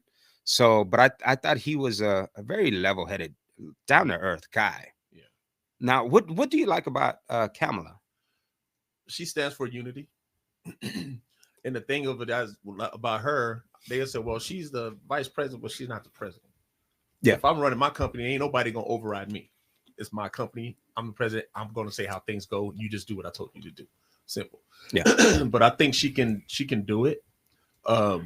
Some of her policies, she's new. She just walked in. I get it. But the main reason is because she's about unifying people, not belittling people. Okay. Trump came into office, he only did 4 years, he's gone. Why we want to bring it back? There was more confusion than really was happening. A man that sexually assaults a woman, I have nothing to do with you. Who Donald Trump? Yeah. He assaulted who? Sexually assaulted Eileen, or I can't remember the name. The porn star? No, it was another one. So sexual, you can look it up. Sexual assault, belittling people, downgrading people. I mean, that's stuff that I teach my kids not to do. Those are things when I went through my youth program, we would tell kids, you don't bully people, you don't make fun of people, you don't, all these things I've been teaching. Yeah. Why would I support it? Yeah. I'm not, because I'm not going to belittle who I am and what I've been teaching and being taught that was wrong. And you're a grown man. Yeah. And you're doing this. I don't want to have nothing to do with you. Yeah. I can't support you. I don't know you personally, but what you're displaying in front of me is something I can't deal with. Yeah. Now, if they had someone else against Miss Harris, then maybe I would look into, okay, let's see what's up. Yeah. But however, I've never heard Donald Trump once say apologize for something wrong. He flipped a few times. Everybody do. Okay. Yeah. Well, it depends on what's going on. Yeah. But I've never heard him admit, like, you know what, maybe that was wrong. But the Project 2025, he never once, I don't know nothing about it. But of course he does, but he never once said that will never happen on my administration. He did say he did say on the debate, because Kamala brought up somebody brought up the Project 2025 on their debate. He did say that isn't mine, and I don't believe in everything that's on there. Yeah. He did say this though. He did say there is some good things in there. Yeah. He didn't specify which ones. And he never does specify. He just leaves it open. So yes. But to me, I like to look at the policies. Because to me it's like I got to vote on the policies that. So yeah, it's like this. I get everything that you're saying about their characters, right? So this on the one hand, you have a lady here that seems that her character's pretty good. I don't know her personally. Yeah. Right. And then you have Donald Trump that his character is wild. Yeah. We all know that. And it is wild. But it was wild even when he had his show, The Mhm. Apprentice. Yeah. Like that's who he is. Uh-huh. He's been wild, and he's been in front of cameras and stuff. But besides that, I want to look at policies. Uh-huh. And to me, some of the policies that the left are putting out, I can't stand by them. Uh-huh. Because so Kamala says, I'm gonna make it, I'm gonna provide sex changes for for uh for inmates, Mm-hmm. and using our tax. Yeah. Is that something she said, or is that That something is like something that she said. Uh-huh. Um, they asked her about it, and she says, "Yeah, I stand for it. I want to provide that sex changes for inmates, and Mhm. also people that are coming in here illegally." Uh-huh. So that's totally like that's our money. That's tax paying money that can be used way better for something. Uh-huh. And but that's sex changes. She called it what was it? So like it's transgender. something they Transgender. call it. Yep. Yeah. Transgender reassignment. There you go. Uh-huh. Transgender reassignment for that, and also young adults, like Uh-huh. young kids. Yeah. I can't stand for Yeah. that. See, I don't stand for that either. Um. I don't agree with it. Yeah. I mean, if what you are is just what you are. That's the way I see it. Yeah. You know, if you want to do that, do it on your own. Yeah. You know? And I agree with you on that. Yeah. And there's some things I agree with when you come to policy with this, but it's just like I can't get past. Okay, there's some things that have to be voted on no matter what. You can say, well, I'm going to do this. Yeah, but that stuff has to go through a process. You know what I mean? Yeah. And will that ever get through the process? Probably not. You know what I'm saying? I don't know. I don't know. So that's what I like to look at, man. I like to look at not what the media says, because on both sides, dude. Oh yeah. I get so irritated by both sides, bro. Oh, yeah. Because they just like Kamala's this, and Donald Trump is this, and it's so much lies. You can't, like, I don't understand how the media gets away with this anymore. I don't pay attention to a lot of that. I look at what the track record, what I'm looking at in front of me. That's what I see. Like, what am I seeing in front of me that I know that you did and what you said and how you know what I mean? I see that. That's what I look at. Because I mean, they're all gonna lie. They're all gonna tell you this and take a clip out of this and a clip out of that. Yeah. You know what I mean? Yeah, and it's clips that yeah, it's not the full story. Exactly. Right? I want to hear the facts. That is so dangerous nowadays. Yeah. Because somebody can take any little clip from here and then put little other clips, make us look totally wrong. Yeah. On what we're saying. Right. And exactly. And so, but the media has been doing that. Oh, yeah. And the media, the news media, the big news media used to be just here it is, and you decide. But now it's like they take sides. Yeah. And I don't understand that. It's so dangerous. Because they all got who they want, how they want it. The narrative they want to push the exactly. No, just give me the facts. Yeah. I just want to see it all the way down the line. And so that's what I do. I go down, I look at their policies, and I'm like, okay, this is what this guy stands for. This is what she stands for. This is the policies that she's gonna do, things like that. They're like, she, in some interviews from back then, Kamala did say like she supports the mandatory buyback of guns. That's a little confusing, right? Leave my gun alone. Yeah, that's what I'm saying. You ain't taking mine. I don't care what party you in. But that's mine. And she said, like, you could go look at clips, and because they asked her, do you support a mandatory? They call it buyback, but when it's mandatory, that means by force. Yeah. Of assault and some might assault weapons. Assault weapons. But what is considered an assault weapon? Because this is the dangerous stuff. An assault. Exactly. This could be considered an assault bottled water. You know what I mean? Like, if I assault you with this, it is an assault bottled water. And I understand some of the rules they make. It needs to be necessary. It makes it a little harder to get a gun and stuff like that. Oh yeah, some people go into. That's all I see. Yeah, go for it. Yeah, you know what I mean. But as far as trying to make someone do it, it's going to go through a process, and I highly doubt it even happen. They've been talking, it's never going to happen. But I did hear one time they say they don't talk about taking guns, which they're just talking about trying to make it more, the checks a little more extensive for people to get guns. Because you're going and killing, shooting up schools and people, you know what I mean? Like, they just buy the gun and go do it. Regular people that carry guns every day, we ain't doing stupid stuff like that. Well, but yeah. Well, and I'm good with that. Yeah. Like I'm good. Like Yeah, I'm do cool more with of an extensive background Yeah, check. but don't be trying to take stuff. Yeah, No, but leave it alone. that's the problem though. They Uh-huh. say mandatory Yeah. bad back How long guns. ago was this one? Like way back or just recently? You know what? I don't know if this was before. Uh-huh. That is a good question Yeah. because I don't know if this was before when she was going against Biden, Yeah, I or remember is one this when early? she was in California. She was talking about that. Yeah. California, because they were having all the issues over Yeah. there. I remember her saying it back then. You know what I Yeah. mean? So maybe she Yeah. changed on that. Yeah. And if she changed on that, that's great. Yeah, and But if people she evolve, hasn't, and people do evolve. Like I heard Yeah. Trump go back on things. They all like, you know what? After they looked at, you know what? Maybe let's change this up. yeah. And we do it all the time as parents. And they're like, you know what? This is the way I wanted it, but that's gonna work. Now let's try this. Yeah. And You I think and I think that's an important thing Uh-huh. because I think if these people that were running for president would say, you know what, I was wrong on this because of this. Yeah. Let me know. If I think that would give them a lot more value. Yeah. But neither Democrats or Republicans ever say, oh, I was wrong on this, and this is why I changed my mind. Yeah. They just say, oh, no, I didn't. They try to say, no, I didn't, or this, or that. Rug, or yeah, don't and it's ever like, answer the question. Yeah, That's irritating me. It Ask is. you a question, answer the question. Yeah. Explain to me how you like. Okay, Trump, you ask him a question. Oh, we're gonna do it. We're gonna do it. How? What is your policy on doing it? How are you gonna do it? He'll never say it. You ask Ms. Harris, she'll say, so, oh, we're gonna try to do it by this. See, I want to know. I want to hear from you what you're gonna do, how you're gonna do it. Yeah. You know what I mean? I don't want to hear this and that and that. No, I don't want to talk about aliens and they're taking our jobs, and that's all I hear. I was like, okay, we heard that story, and darn well it's not true. Yeah. You know what I mean? That's a lie. But we do have I think we do have a problem with so many illegal aliens coming in. There's a problem now that is being fixed. You know what I mean? Like the Republicans, they shot down the one bill that they were trying to pass.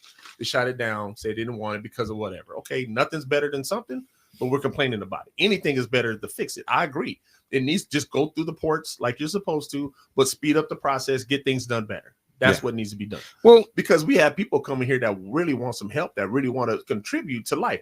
We go to the streets and the parks in Phoenix, at the bus stops. Yeah, you see people sitting there doing drugs, doing nothing. Oh, dude, it's gotten bad. It's terrible, right? Yeah, it's gotten really bad. We got people that want to come here and get a job. Yeah, and you got people here that we're still taking care of, still getting food stamps, still getting assistance, all that stuff that we're helping them with. We're not complaining about that, but we're complaining about people that wants to come over here and contribute.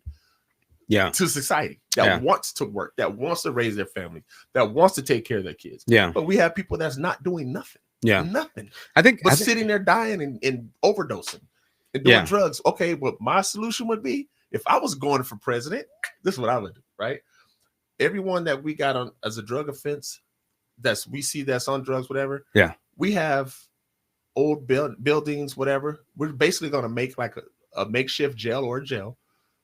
Okay. Put them there. We have food banks and everything. We can still feed them. We have money put away for stuff like that. Yeah. Because everything has a section of money for what they need. So like a rehab place for them. Basically. Yeah. 6 months right off the back. Right off the back. There's no questions about it. Nothing asked.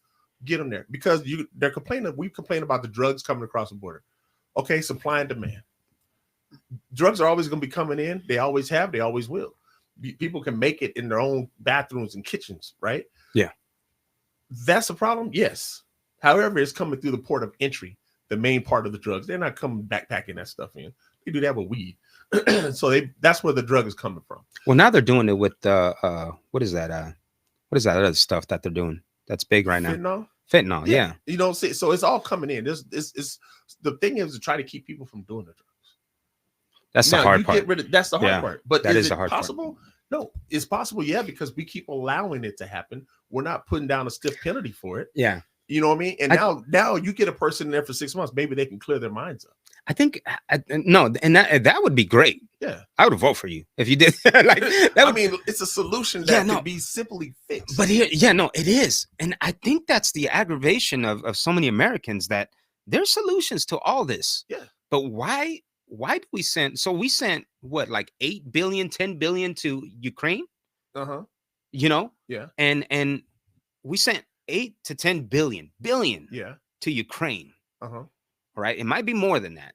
But and then we have this hurricane that just hit us. Uh-huh. And the Biden administration says, "Oh, well, we're going to give you guys $750." No, And then that's not true though. I was watching that. They gave them everything that they need. Even the the mayor of that city said that the governor, whatever, said that he got everything that he needed for that. So that was just a misinformation lie that was told, but that wasn't true. Because I've watched it myself. He said we got everything we needed for this because they said there's money put away for everything. Like when I had my group home open, I had the money put away for the staff, emergency, money for the doctors, and everything had a section of money where it needed to go. And that's where the government runs. They have money in sections of but they're what needs not to be giving done. it though. The same thing happened in Hawaii. Remember? Well, that was Trump was in office, right? No. The Hawaii thing just happened not too long ago, a year ago. Oh yeah, okay. And they lost their homes. The FEMA thing. Yeah, well, when the fire, the fire, yeah. yeah. You know what I'm saying? It burned all the frontline properties. These were natives. They from that they owned all those properties from generations of their family. The ones that were there, natives, they lost all their properties. The same thing happened. The government only gave them $750. And yeah, there's other communities, Christians, different people that gave them water, supplies, a shelter, and stuff like that. But the government only gave them $750. They didn't rebuild their place back. They didn't do anything like that. And I think that's frustration. And the same thing. So they might say, the government might say that there is resource there, but it's not getting to the people. Yeah. I have to look at it. Yeah, a lot of that did happen with that Hurricane Katrina. Because remember that happened, and they were just like, "Oh, we're moving people," but the money didn't get to nowhere. Well, yeah. Tell me Tell me this, because this I think this is what frustrates a lot of people. Because when I see it, is we give you know, 8 billion to Ukraine. You know, with 8 billion, you could have all those homeless here, all the veterans that are in drugs, all the people that you're talking about, that's what you would do. Like, we could have fixed all that, all the homelessness in America. We could have fixed that with 8 billion. It would actually take less than that. Somebody did the numbers, and it would be like 1 billion.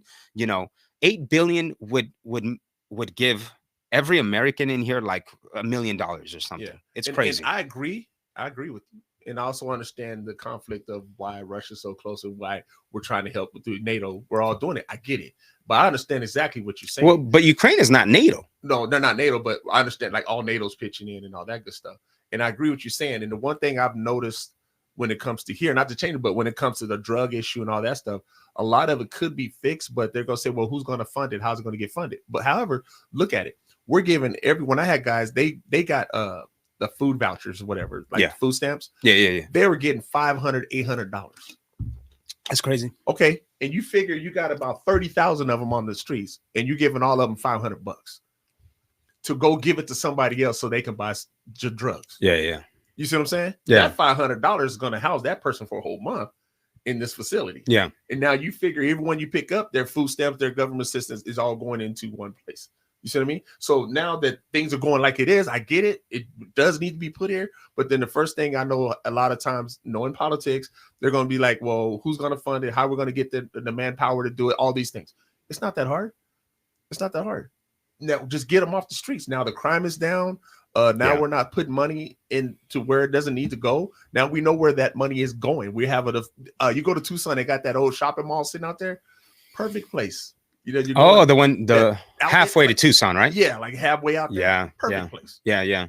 That's abandoned. Exactly. Yeah. It's just sitting there. Yeah. Fix it up, get it done, get the bus. That one's a crazy one because they built it and then I don't think they ever used it. I think they was expecting the city to grow around or something. That was dumb. Yeah. Like, because I remember passing through there, and it's halfway from Phoenix to Tucson, right? Yeah. It's the one on the right side. On the right side of the road. Big, huge yeah. I remember passing through there, and I remember, like, I think it was built because it was brand new. Yeah. And now there's weeds growing and stuff. The 90s or something. Yeah, I think so, man. Early 90s. But yeah, no, there's definitely it is aggravating because there's definitely resources, and the government just prints money like crazy whenever it benefits them. Exactly.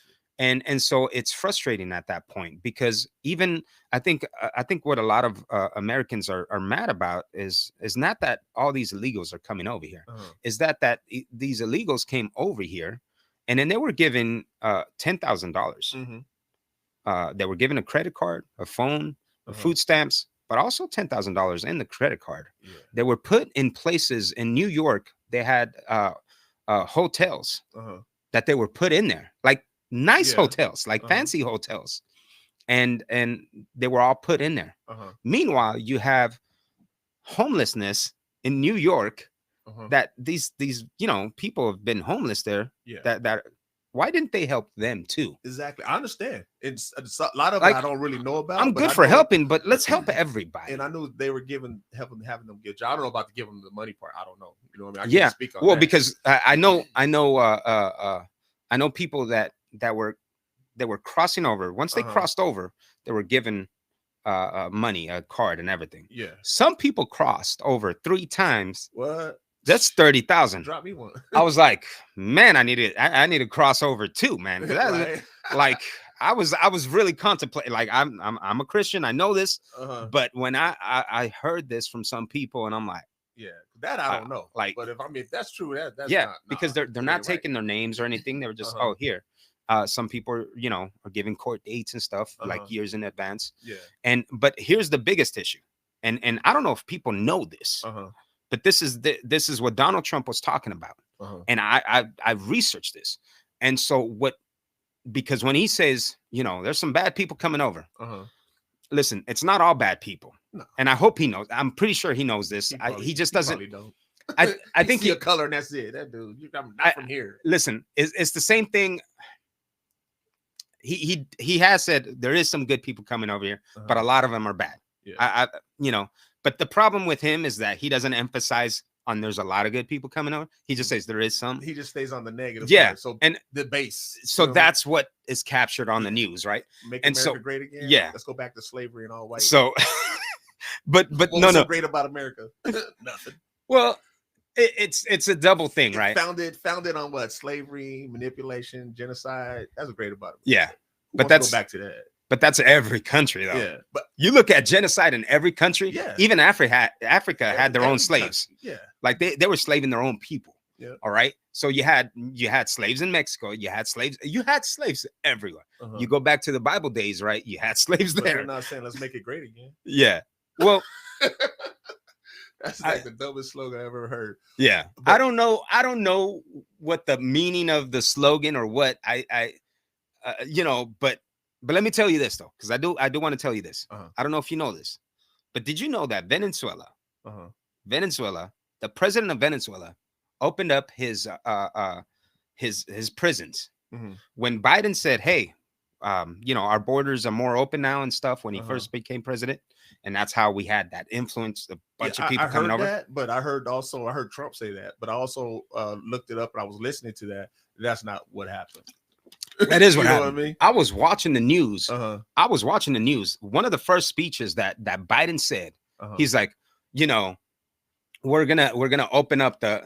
I don't know if he meant it that way, but when I heard him say that on the news, because I remember watching the press conference, that was one of the first speeches that he gave. Yeah, he's like, we're gonna open up the borders so it's easier and this and that and whatever. Okay, but open it up as easier to come in.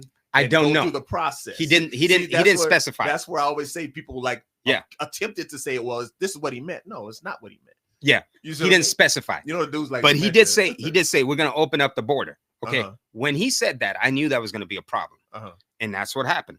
People started coming in, and then the border patrols were like, "Hey, we can't let all these people in," and they started forcing themselves. But people were still coming in under Trump, even though he was separating kids at the border.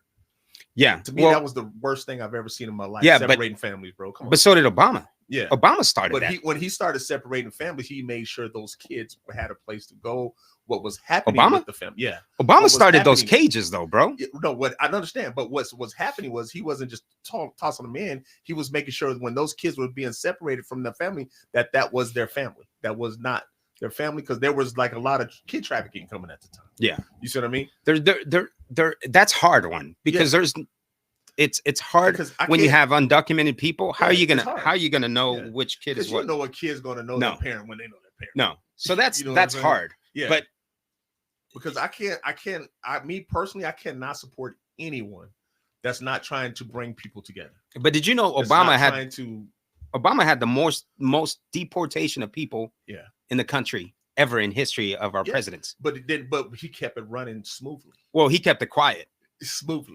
He kept it quiet. It Exactly. wasn't smoothly because Uh-huh. he started the cages. Yeah, yeah, He started putting Mexicans in cages. Uh-huh. That was his administration. yeah. It was terrible. Uh-huh. They were under filthy things, and they continued it right after Trump. they continued it. Yeah, You see what I'm saying? And so it continues. So who stops it? Who breaks it? Who wants to break the inhumane things? yeah, Somebody got to stand up and say that's wrong. Yeah. You know what I mean? If somebody did it, I'll be the first one to tell you that's wrong. I Yeah. will not support you. Yeah. I won't support wrong. Period. Yeah. I don't care who you are. but I think You think see it what was I'm saying? And my main thing is I can't agree with wrong, and most of all, I can't agree with someone that don't have the character for what's best for everybody, not just everybody, but will stand on it, Yeah. and not just belittle people. I can't agree with it. yeah. You know what I mean? It's like I might as well spit in Cliff face. Yeah. You see what I'm saying? Yeah. No, for sure. And policies, I get it. Everybody has their thing, but one thing I won't do is support it. You know, you think? Okay, let me go back to the Venezuela thing before I forget. Okay, because this really did happen, bro, and this is dangerous, and this is why you have the crime that is going on with the Venezuelans. Not all Venezuelans are bad. People are good in all different. I say a person. Yeah, people are good in all different types of ethnicity, walks, race. Yeah, they're all good, and then there is people bad in every race and every ethnicity, whatever. But what happened with Venezuela is that they didn't have food supply. Okay, and Venezuela was a country that the president was in charge of how much food you were going to get. Your family was going to get. A dictatorship type of thing. Yeah. It's a socialist country that they're in charge of your food supply. They're in charge of everything. Yeah. Okay. So, but what happened is they had an overpopulation of dangerous prisoners, gangs that were murderous prisoners. Yeah. When he saw that people were crossing the border, he took them out of prison, shipped them to the border, told them, don't ever come back to Venezuela, or we will, you can cross the border. They'll give you money. This is what they're doing. He goes, cross over. If you ever come back, we will try you and put the death penalty on you. The government, the president, they shipped them to Mexico. And now we have that coming in here. And so if we secure the border, like we should be, there should be surveillance, everything that should be done. I agree. It all needs to be told. They want to build a wall, build it. I thought Trump was going to build it, didn't get it. Somebody needs to just build a freaking wall. It ain't going to help, but just build it. It'll deterrent and make the laws stiffer on when they come. Because now Biden got it. If you come across illegally, you just can't get it. Period. Yeah, you just get it. You know what I mean? Great. You get assistance. Should be that way. Go through the system. Yeah. And so now that's happening, everything's went down, which is great. But it still say they need to fix it tighter. Yeah. So when these guys are coming across, build a wall, automatically get them, take them right back, find out who they are, send them right back. Yeah. You know what I mean? Yeah. And I agree with you on a lot of it. You know, that guy brought them to the border. He just didn't want to deal with them no more. Yeah. Said, okay, I'm gonna let you free. Did they come across it? Did they go across? But I mean, it's like just like anything. We got people here that's dangerous. We got people over there. And of course, we don't want them over here. I don't want them over here. I don't want to deal with it. Whenever have you ever seen such a thing happen? And I don't think people realize that just happened. Yeah. It's like, wait, a whole country said. But you've probably been having that happen all the time. That would be interested to know. It probably all the time. That would make a great movie. We don't want you here, drop you off. Whatever way you can come across, get across, we'll see you later. You know what I mean? That's dangerous. Drop them off thousands of miles away and be done with it. Because there's a lot of stuff that go on that we just don't see or don't know. Yeah. You know what I mean? And I agree with you. I mean, there's things that need to be done tighter. Because I don't pick a side. I won't pick a side. Yeah. Right is right. Wrong is just wrong. Yeah. You see what I'm saying? Yeah. If that's wrong, that's wrong. If that's right, hey, that's right. You know what I mean? Yeah. There's some things I like about the left, things I like about the right, things I like about the Republican, Democrat, whatever it is. There's things I like. I'll mix it together, and the ones that come out higher at the time, I'll go with that. Yeah. It is difficult, man. I think it is difficult, and as a Christian, I have to stand for the moral things of what God's judgment will be. Mm-hmm. And so, one thing that I that is hard for me because the left, it makes it hard for me on abortion, and they make it way too easy to get an abortion. Okay. And even up to, so when when Kamala and Donald Trump were having a debate, and they talked about abortion, and Donald Trump said they can have, on your guys' policy, they can have abortions up to 8.5 months. Yeah, but that's stupid. That is true, bro. Oh, bro, that's loony. Bro, check it out. That is true. Okay. It is. I have never heard of it. Dave. No, I'm I know. I never heard of it. Even they said that's like no. preposterous. You know what I mean? Like, I know, and that's what she what said. What doctor's gonna give you an abortion when the baby's at 9, 8 months? Yeah, exactly. That's a baby, bro. Yeah, exactly. And that's what I said. I was like, let me look this up, bro, because I'm like, I wonder if this is possible, because that sounds so crazy, right? To like you're almost at 9 months. Yeah. Like, this is not morally right? Would you do that? That'd be morally wrong. I don't even see how that's even possible. I like to know where you read that but from. That's no. I actually saw a video of this girl calling up one of the clinics, and it's all on there. And I'll I wish I could show it here, but they'll shut our whole the YouTube down. But yeah, I'll send it to you.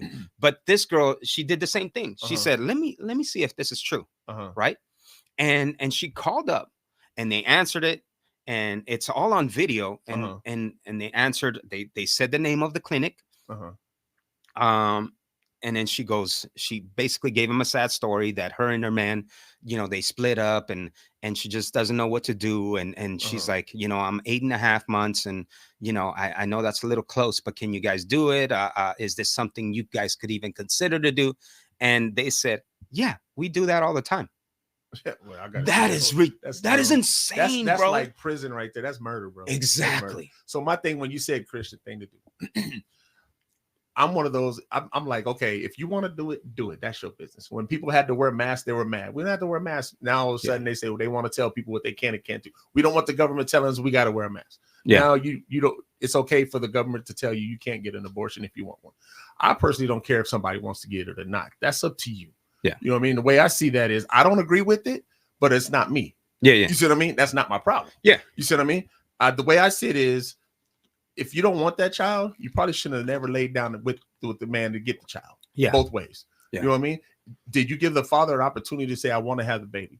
If there's some kind of, birth defect or something, okay, fine. I get it. But to me, I don't think it's right. But I'm not going to give everybody say, well, I don't like this because I'm gonna vote for him just because of an abortion. That's something that's been happening way before this election. Yeah. You see what I mean? I look at, what are you doing as a person that's making that decision? You see what I mean? Yeah. They got to live with the guilt. Yeah, they got to live with that's something they got. I don't. Yeah. That's up to them. You know what I mean? I'm like, for sure. So if you want to do that, do it. That's up to you. I know people that got abortions and they just do not like it. And I know I talk to a lot of people that are Christian and that, they're like, oh, I said, but you're bypassing, this man is sexually assaulted. You're bypassing everything that he's done over one thing. This is what he did. That was that's a choice for them to make. And this is what he's personally doing. You see what I'm saying? These are his sins. These are the things that he's doing that he's never said, I apologize for it, or it wasn't right. And I get that's what I look at. I get that, but those are allegations, right? And he won most of those allegations. No, not for the sexual assault. I want to see that, because I don't know much about it, bro. You can Google that one. Okay, I will. Sexual assault. He got convicted, not paying his taxes. All these things are like, not paying his taxes though. Yeah, but look it up. All that stuff's in the Bible. I don't want to pay my taxes. So in the Bible too. You know what I'm saying? No, I get it. It's in the Bible. I get it. You'll get people to say, oh, this. I'm saying, but you're missing the rest of it. But you're looking at one thing. Yeah. You see what I'm saying? Yeah. And that's what I tell people all the time, because I'm just like, dude, don't come to me unless you want to hear it. You know what I mean? I'll let them talk, but I was like, don't bring the word into it with me, because I was like, there's a whole list this dude is going through. Love thy neighbor. He ain't loving nobody. You see what I'm saying? He's but you see what I'm saying? Yeah. But now there is times in the Bible where God gave leaders that were not really Christians. Yeah, and then exactly. But they were needed. The Bible says that they were needed at those times. And he gave Jezebel time to repent, and she didn't repent. Now what happened to her? Yeah. You see what I mean? Yeah. You got pastors, but we're talking about kings and leaders. So and you got pastors that are in churches that do everything that's outside the church completely the opposite of God, but they can still preach. Yeah. No, I call those. That's a very dangerous thing too, because I remember I remember this prophet speaking about that. Uh-huh. And he said, God is the only employer that will fire you Hmm. and will not even let you know that you're fired. Exactly. Will let you keep on working. Hmm. Dude, that Yeah. hit me hard. Oh, I was yeah. like, ooh, Yeah. that means you can still preach the word, Uh-huh. but you might not make it to heaven. Yeah. Because he have you in that position right now. You're Yeah. in that position. Yeah. But it don't mean you're Yeah. going according. He's No, just giving it to you because you need listen, to preach the word. I don't feel that Donald Trump is a Christian. Uh-huh. I don't feel that. Okay. Yeah, I you don't already think said that he's that. yeah, I don't you know, some people are like, oh yeah, he is a Christian. I don't think so. No. I don't think that he's I wouldn't say like me and you, we can hang out. Yeah. I wouldn't want to hang out with Donald Trump. No. Okay. That's not a person that'd be like, oh yeah, let's hang out. Uh-huh. You know, and it's hard because Uh-huh. there's a lot of things that I don't like the Republicans that do, and Uh-huh. there's a lot of things that I don't like the Democrats that do, Yeah. and that's why I got to look at the issues. Uh-huh. I got to look at what they're going to bring to the table, Yeah. and does that fit morally with myself? Not Uh-huh. not what this person says about Kamala, because they say a bunch of crazy Yeah. things about Kamala and this and that. And then the same thing goes, they say a bunch of crazy things about Donald Trump and what he did, who he is, and all these things. Uh-huh. And they say the same things about Kamala, right? That Yeah. she dated this guy and she just got into office because of this and that. And all this and stuff. And, Whatever. Yeah, all like that. Like, whatever. I don't care. Like, don't I get Uh-huh. mad when those commercials come up. I'm like, Uh-huh. don't even tell me the policies. Right. Right. Like I'm tired of this, both of you guys just blaming each other for this Yeah. and that and what they the he she. It's like two little kids are. Well, they did this, Yeah. and no, like no. Tell me what you're I bringing to thought the we're table. still in elementary school over here. Yeah, bro. Like, tell me what you're bringing to the table. Uh-huh. And one of those policies, like I said, the abortion policies, I don't like, man, and Uh-huh. it's hard for me to get over those Yeah. because I'm with you.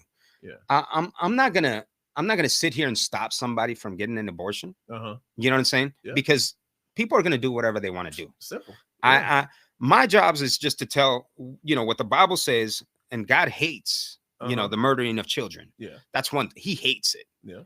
Okay. He and hate is a very big word when it comes to God. Uh-huh. There's things in the Bible that we have to look at where God loves and God hates, Uh-huh. and the things that God hates, we need to stay away from them. Yeah.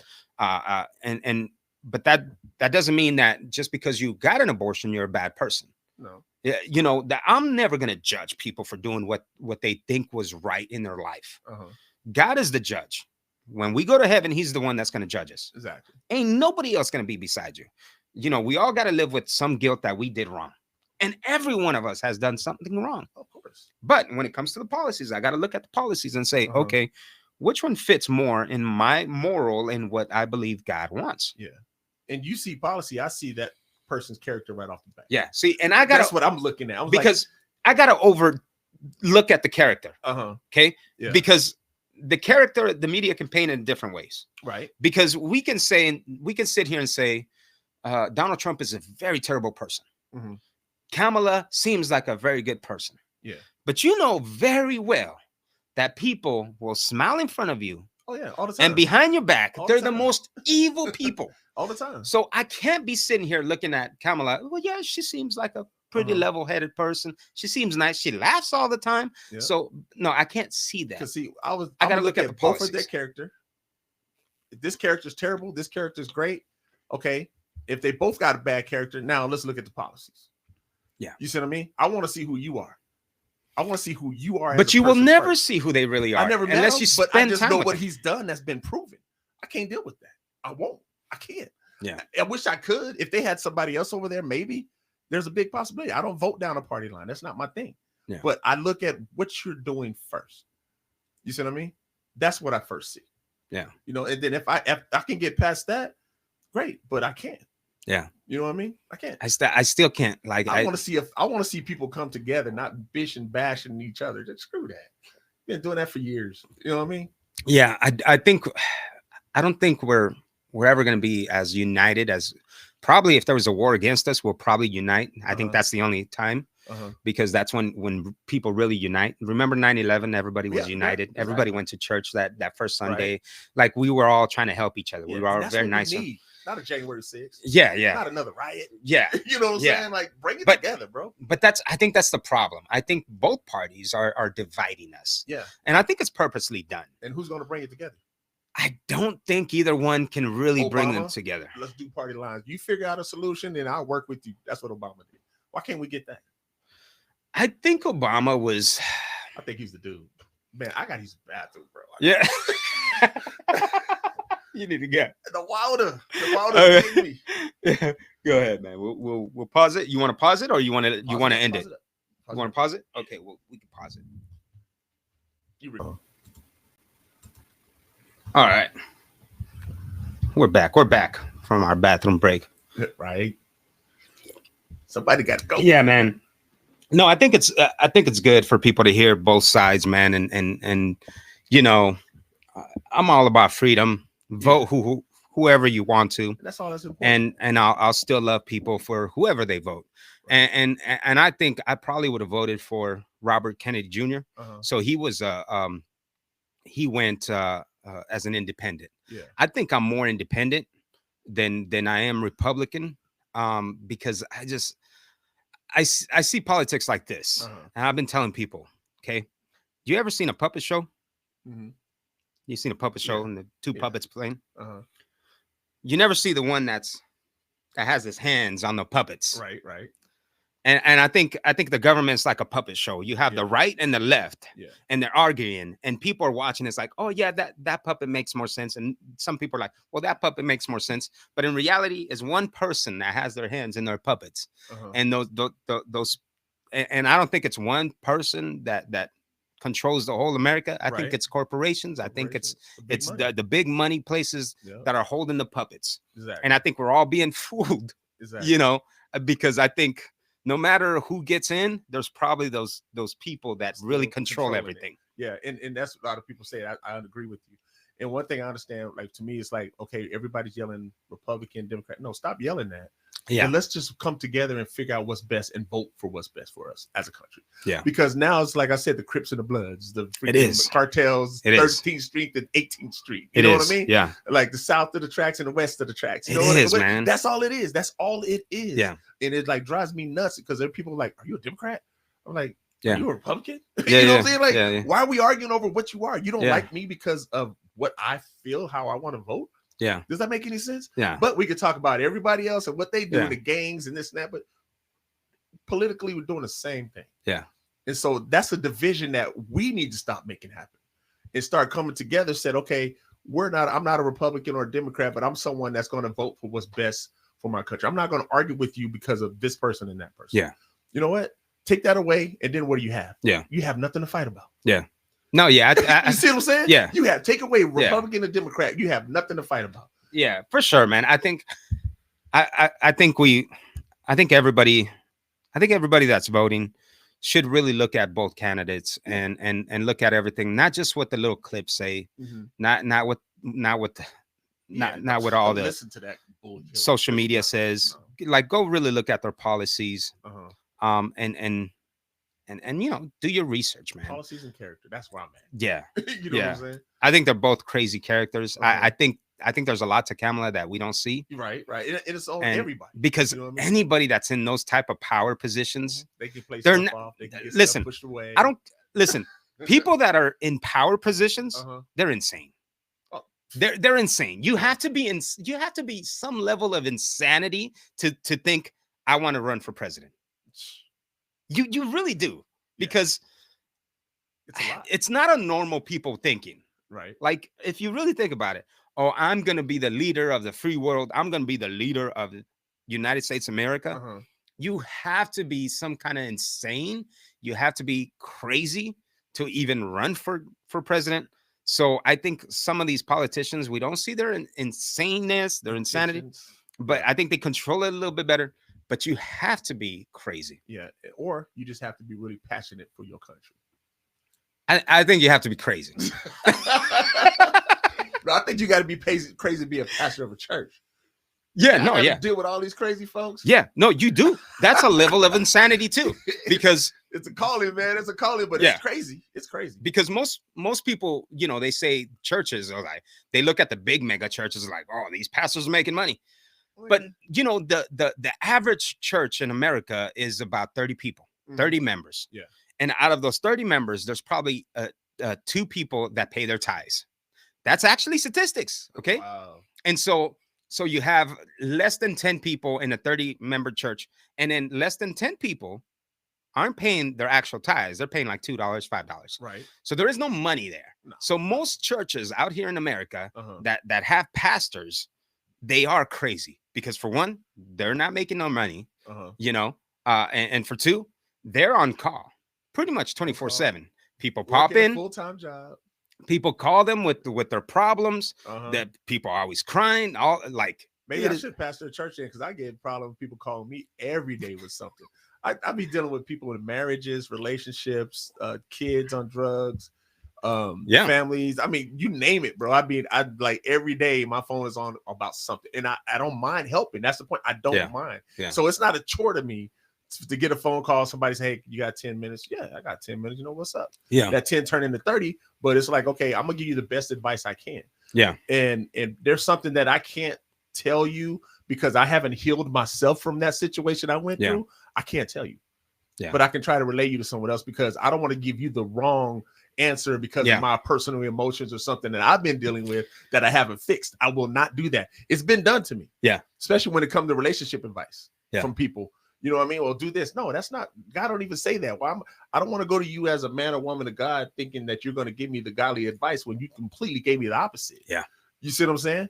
Well, and I think that's a very good thing to say. Because not a lot of pastors or preachers do that. Yeah. They will not say, oh, you know what? I don't know about this situation. Yeah. I haven't been through the situation. No, they'll be like, oh, well, the word says this. Yeah. So you need to do this. Yeah, I can find that myself. Like, no. Put it into perspective because you're talking about a certain passage that might not even really have nothing to do with this situation. Exactly. So that's a very good thing. Yeah. I tell the people, I always tell them, give me the hard questions. Throw them at me. I'm live, throw them at me. If I don't know them, I'll tell you. Yeah. I do not know. Right. Let me research this. Yeah. Let me look into the Bible. Let me talk to God. Let me see what he says. But I don't know I don't have all the answers. Yeah. Don't have it. Yeah, but it does sound like you are doing a lot of the pastor's work. Yeah. That's it. It's crazy sometimes, man. Sometimes I'm just like, man, and then I'll lay down and just like I'll start thinking about that. I was like, you know what? Let me call him on this because there's something I'm just missing. You know what I mean? Yeah. I don't go to bed with stuff. When I lay down, I'm laying down. I don't take it with me. You know what I mean? And I deal with the kids at the school system I'm in and all kinds of stuff. You know what I mean? So, but I've learned to like, okay, when I get done with it, I'm done. I'm going to bed. I'm gonna say everything I need to say. Feel that it's done because if I'm taking it to bed with me, it's bothering me. How do you do that? Man, I just learned to just. Is there a system to that, or what do you? When it comes to business, business is business. Yeah. When it comes to friendship, friendship is friendship. You don't mix them, right? So now I'm not going to take your problem home with me to my home. Okay. I'm not going to take your problem to my home. Okay. That's your problem. When I hang the phone up, it's over. Unless there's something God's trying to tell me more or something I'm really needing to say. Yeah. But when I'm done with it, I learn to say I'm done with it. Because now they call it mental health. My mental health is being messed up. My spirit's been messed up. Yeah. I'm hurting myself now. I'm taking away from something else that I could be doing, worrying about what you have been going through and doing because you're not even thinking about it. Yeah. You know what I mean? So that makes it easier for me. Say when I go to my man cave and my nest, that's where I'm going. Eventually I'm gonna have that woman to go home and talk to her about, hey, babe, guess what my day was? Talk to her about that. You know what I mean? But now it's just, okay, I'm done. That's man, that's pretty good. See, I tend to, I'm an overthinker. Like in some ways, I'm not an overthinker when it comes to my actions. I just roll with it. Yeah. And if I fall down, then I'll get back up. Right. But I do tend to think a lot of things. It's hard for my mind to be shut down at night. I just start thinking of stuff. Yeah. Did I say the right things? Was I right? Was it? My mind is thinking. Yeah. So that's a very good gift to have, man, or a very good, consciousness to do. You know what I'm saying? To just be like, okay, boom, shut it down. Yeah. Let me focus on me time, whatever you got to do. That's really good, man. Yeah. it's hard. It took some time, but I realized that I'm messing myself up. Mm-hmm. They're not thinking about what I just dealt with. Yeah, yeah, yeah. What they're dealing with. They went on about their day, and I'm still thinking about it. Yeah. You know what I mean? I said, I got other things. I got 4 kids that I need to think more about. Yeah. Grandbabies. You know what I mean? Yeah. Business. How many grandbabies you got? 2 and 1 on the way. 2 2 and 1. granddaughters and 1 on the way. Man, I need like 8 more at least. Man. Need a whole Okay. football team. All right. All right. You know what I mean? So there's things that in life, man, that I've been learning, just your friendship, how to pick who to hang out with, who not to hang out with. I hang out with anybody. Yeah. But it's sometimes people, they say, well, you're not adding nothing to my life. Well, why don't you add something to their life? Yeah, exactly. You see what I mean? I love to see that person on the street talking about, hey, man, you got $1? No, let's go eat. You hungry? So do you always do that then? Do you always bring like, okay, I'm going to hang out with this person. What am I going to add? Yeah. What am I Really? going to add to their life? You know what I mean? That's a good perspective to If have. you can add something to my life, great. But what can I add to you? You always come with that attitude. Yeah. That's whatever really I good. get from you, thank you. Yeah, yeah. But what am I going to add to your life? You see what I mean? Man. So I'm not selfish. I don't need it. Come on now. I don't need it. I got Preach bro. it, man. That's some people look at you like, oh, you don't go to church every Sunday. And I know I don't. And I do a whole lot of things falling short of the glory of God. Yeah. But one thing I do know is when he asks me to do something, I'm going to do. Well, what's my church? intention is always with him. Yeah. You see what I mean? Yeah. Even though. Yeah. What's church though? You don't go to church. What's church though? It's not the building. It's not the building. I'm listening to God every day. Yeah. I go to well, bed. no, church is not the building. Church is the person. Yeah. The church house is the building. Yeah. But church is within the person, is the spirit, it's the God, is the anointing. Like I told you, like I told you before, when I go to people, I don't go, hey, God bless you. I never do that. And when I'm following I say the Holy Spirit. Yeah. Because everybody got a God. It could be anything. You know what I mean? You say Jesus, people could turn that around to something. Yeah. But I say the Holy Spirit. You can't disrupt that. Yeah, yeah. You see what I'm saying? Yeah. The Holy Spirit, not the Spirit, the Holy Spirit. Yeah. You see what I mean? The Father, Son, and the. Yeah. That's where I always go, because I would talk to people all the time and they're like, well, you don't seem like. I said, no, I don't seem like that. That's not me. Yeah. Everybody had their walk, and this is my walk. You know what I mean? Yeah. Like I told you about the time I went to the bar and God said, this kid is getting ready to commit suicide. I'm like, what? I come to get a drink. You over here messing me up now. I got to go over here and do all this. You know what I mean? But to be on the counter, didn't touch it for the rest of the night because I knew I had something to do. Yeah. You talked to him? Yeah. Oh, yeah. And did he tell you he was told about us to at the end of the night that he was getting ready to commit suicide when he got back home? Look at that. Yeah. You know what I mean? I think I told you about that story once before. The last time I don't remember, man. Yeah. And I mean, it's just those things, man, in life. And I encourage a lot of people, man. I say, find your church home, but don't get into the religion aspect of it. Allow God to talk to you. Yeah. Just follow that spirit. You know what you just said, man. There's a lot of religious people gonna get mad at that.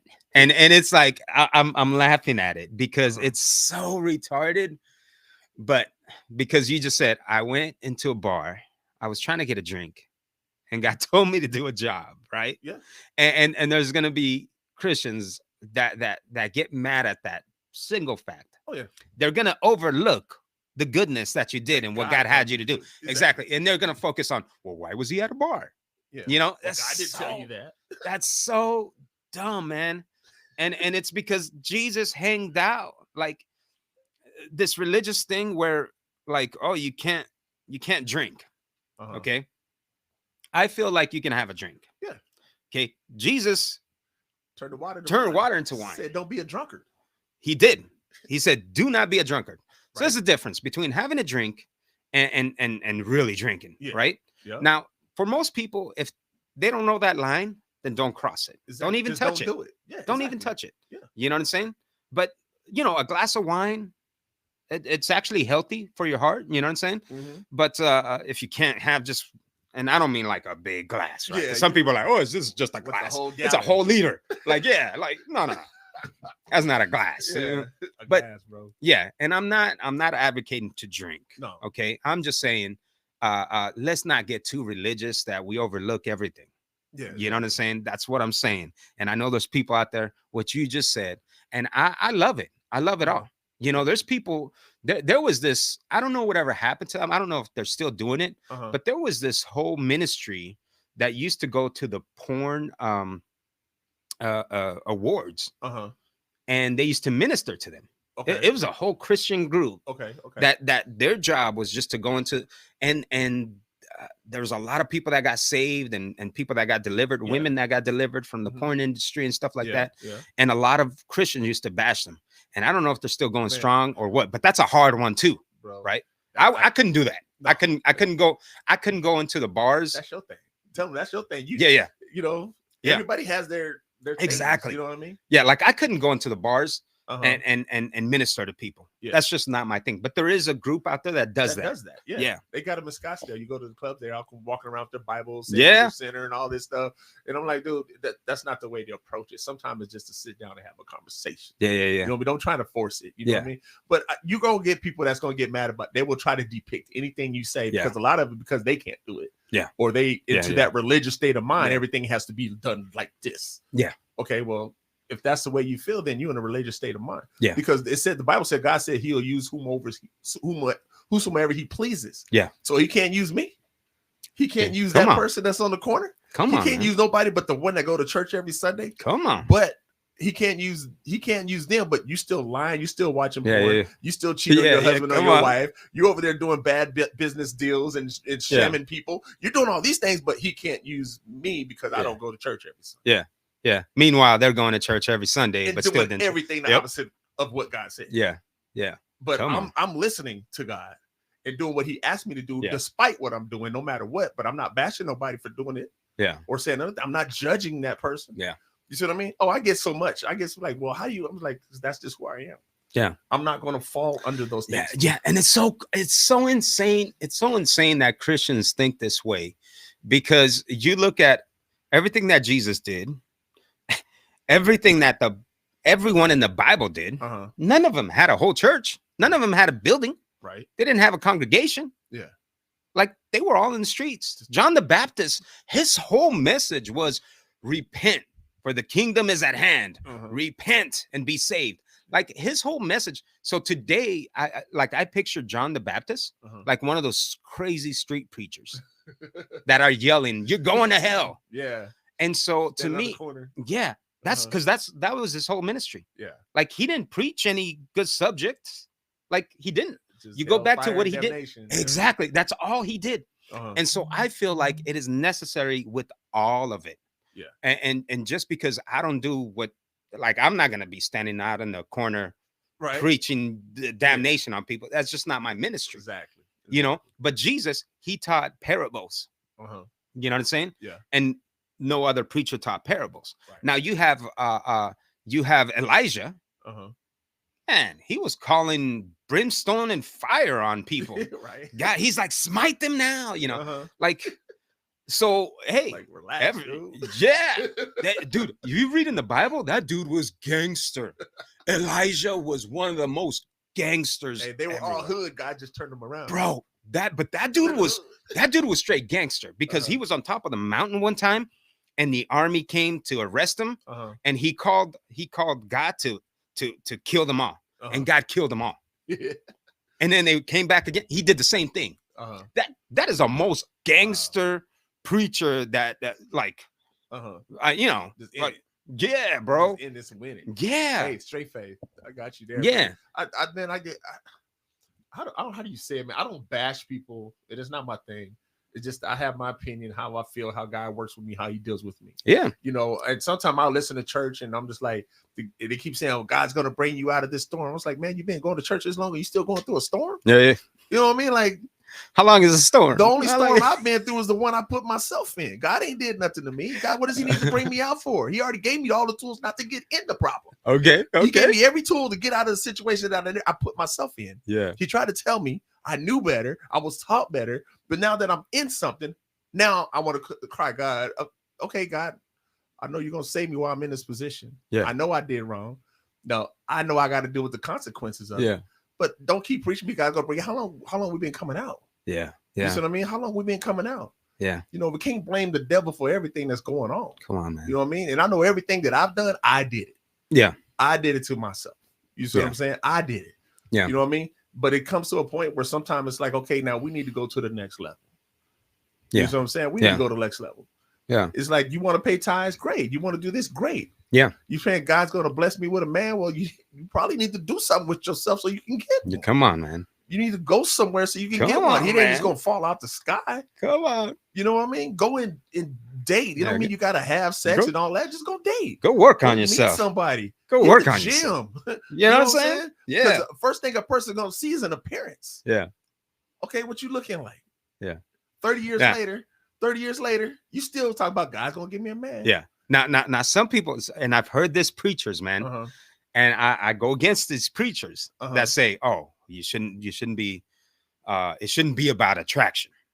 Okay, I've heard this so much in church, and it's so much of bull. I want to call bull on that, because come on, man, okay, because there's marriages out there that just got into marriage, and they don't even have the sexual chemistry, because all they got into marriage because of some preachers like this saying, "Oh, it's fine, don't look at that," and just as long as they have a good heart. No. I think God's gonna give you that person that you're completely attracted to. Exactly. You know what I'm saying? If you believe God's gonna give you the whole picture, like I am physically just, I think my woman is the best looking woman in the world. That's the way it's supposed to be. Now, I did ask for that. I asked God that I wrote it down. I wrote this whole list of things that I wanted in a woman. Right. I wanted a godly woman. Right. That's one. But I did want somebody that I was totally physically attracted to. Yeah. You know, all these things. I wrote it down. You know what I'm saying? And so, but people are, I've heard preachers say, "Oh no, you got to overlook that physical thing. You're just looking with the carnal." Like, no. It is important, man. You look at that. Yeah. You know what I'm saying? Like, I get it though, but it's like, okay, when they say stuff like that, what does your husband and what's your wife look like? That's why you're saying that? Yeah. You know what I mean? Because you don't think they're attractive? I'm sure when later on you looking at somebody else, when you see another man go by, another woman go by, you looking. I've been to church. I've seen pastors do stuff like that. You know what I mean? I ministers and people, I've seen it. You see what I'm saying? But I'm like, it is what it is. But however, don't tell people what they're looking for and how they should look. I'm never gonna tell you. I'll say look for something that you want. Yeah. That you like. I'm the pickiest dude you'll ever meet in your life. Yeah. You see what I mean? But I think the most valuable thing is just work on yourself. Exactly. Because while I did that, I was working on myself. I went through a divorce, right? Yeah. And I was like, okay, what did I do wrong?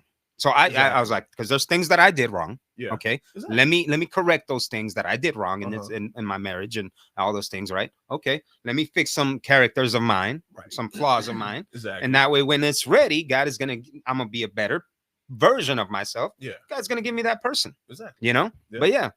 And I agree with you. Yeah. But I'm the same way. And now I'm just like, okay, I'll wait till I'm 50. And then all of a sudden I turn 51. I was like, okay, I'll wait till I'm 55. You know what I mean? But it's like, I know now. I'm like, I know. Yeah. Until it shows up, and I know it shows up. I mean, I've met some beautiful women. Yeah. I wasn't ready. You see what I'm saying? I mean, some like just die hard, live with, they good. You know what I mean? But I wasn't. So I'm not going to hold you in that position. Gotcha. Until I figure out when I'm ready and how I'm ready and all my stuff is worked out.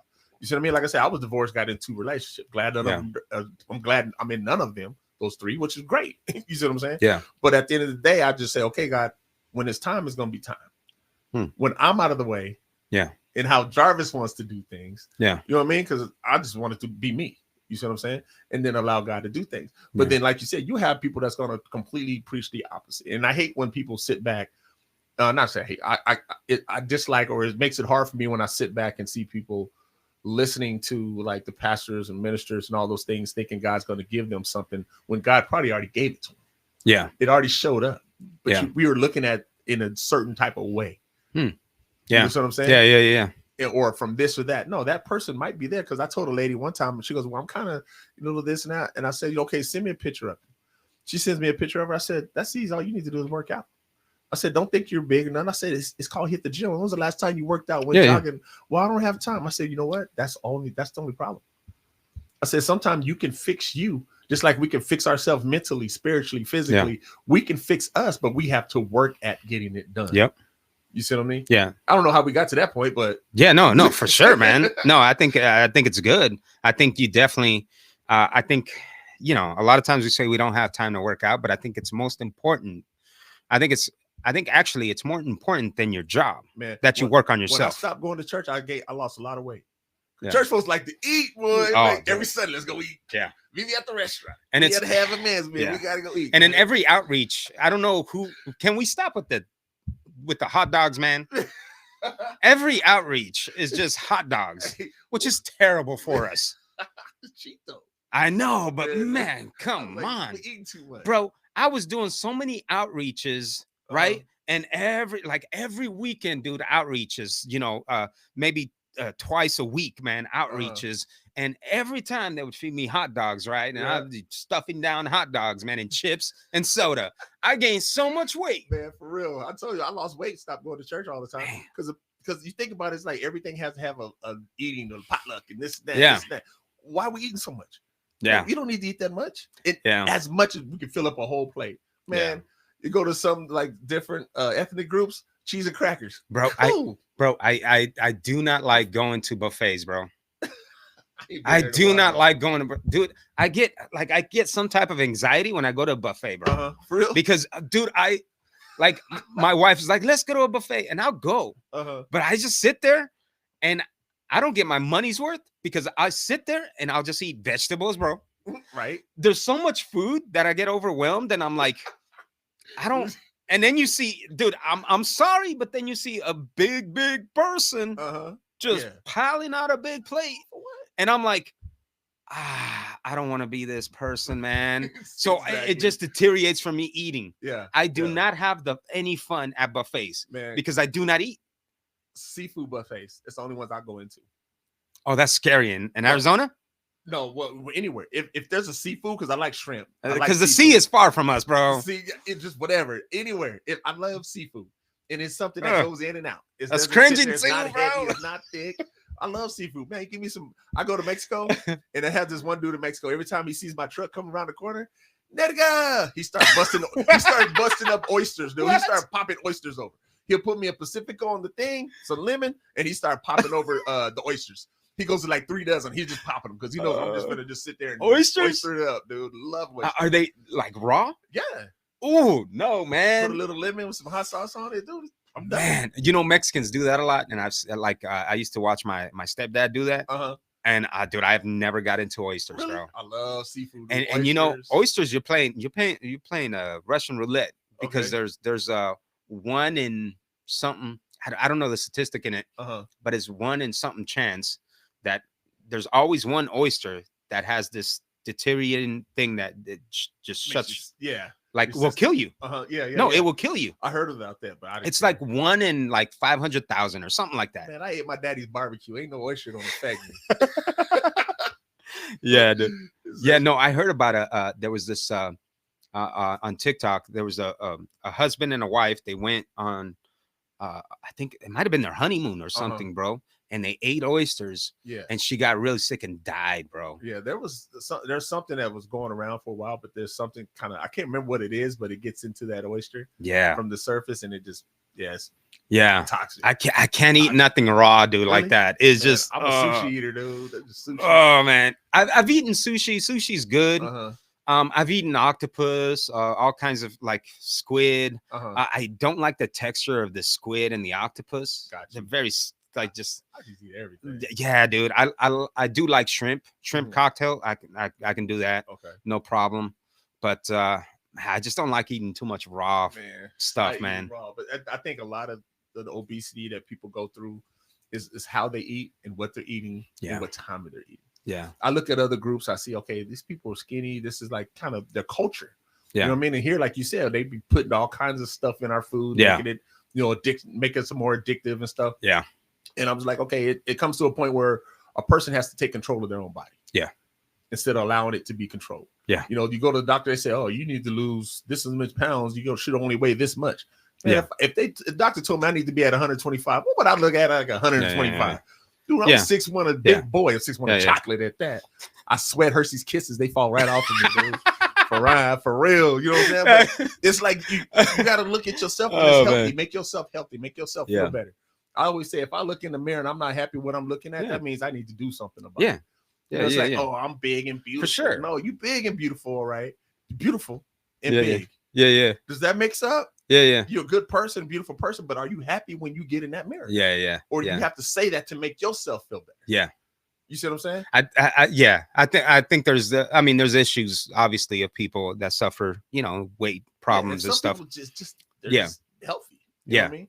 But I do think there is something to that. So if you're feeling bad about yourself or this and that, I've told people, like, just put on some good clothes, Yeah, clean yourself up, shave, do something do something. that, like, go for a walk, Uh-huh. even just a walk for people that just a walk. There's actually scientific research that if you just go for a walk, your mental health will be a little bit better. Right.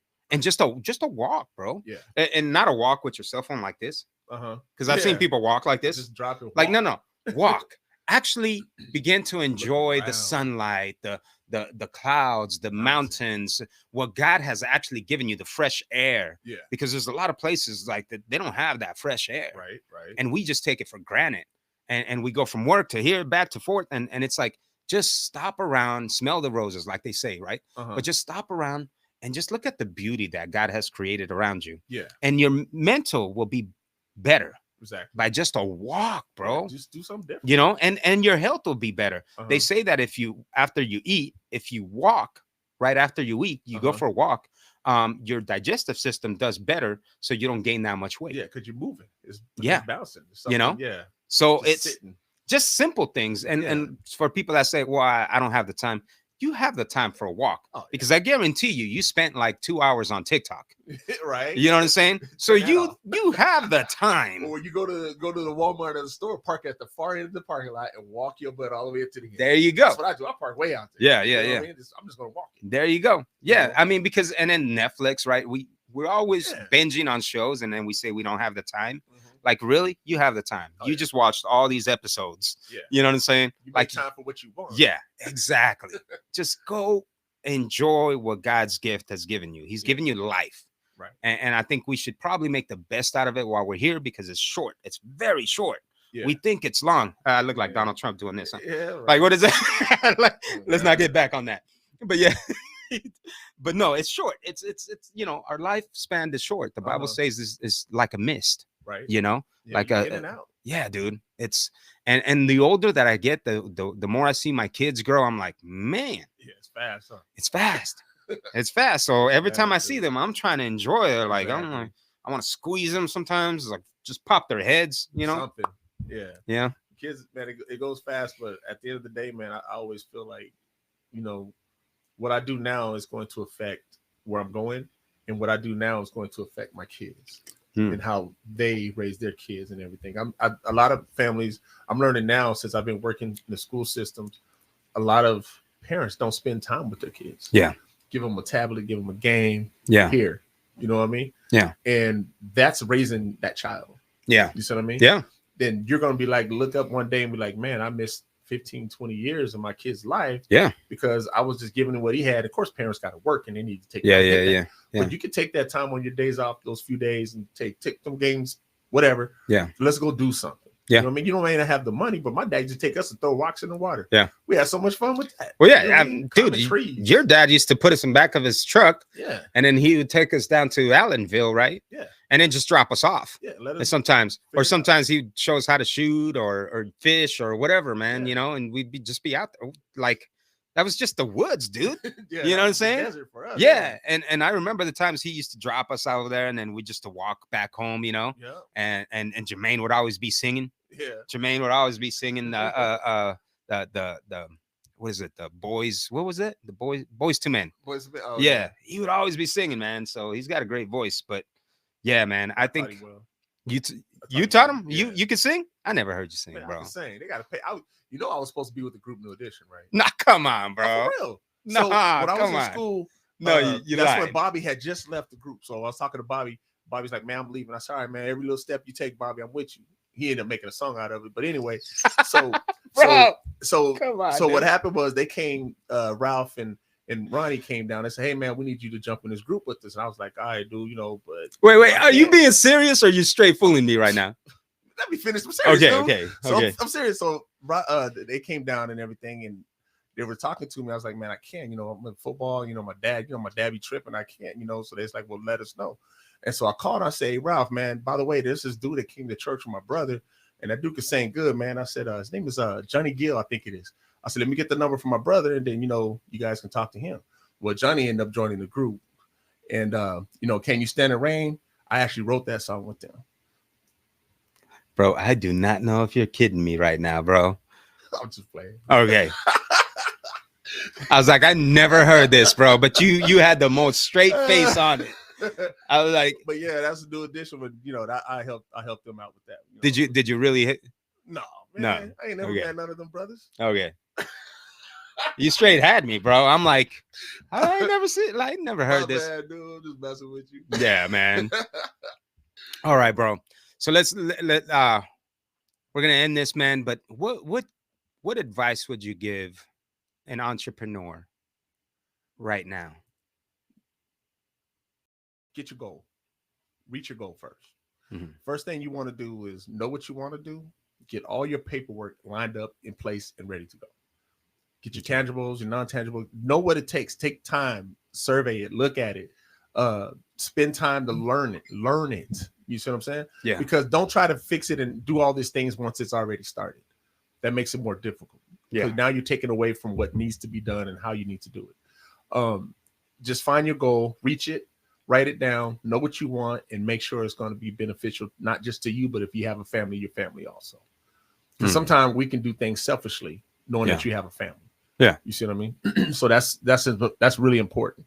And so know the cost before you get into it. Yes, exactly. Know what you have to do. Count up the physically, cost. Emotionally, mentally. Know everything. Not just money, but the cost of what is it going to cost? Take. Yeah, what is it going to take to get there? Gotcha. That's the first thing you got to look at. And once you get to that point of knowing it, make sure all your procedures, everything, whatever the job is in place.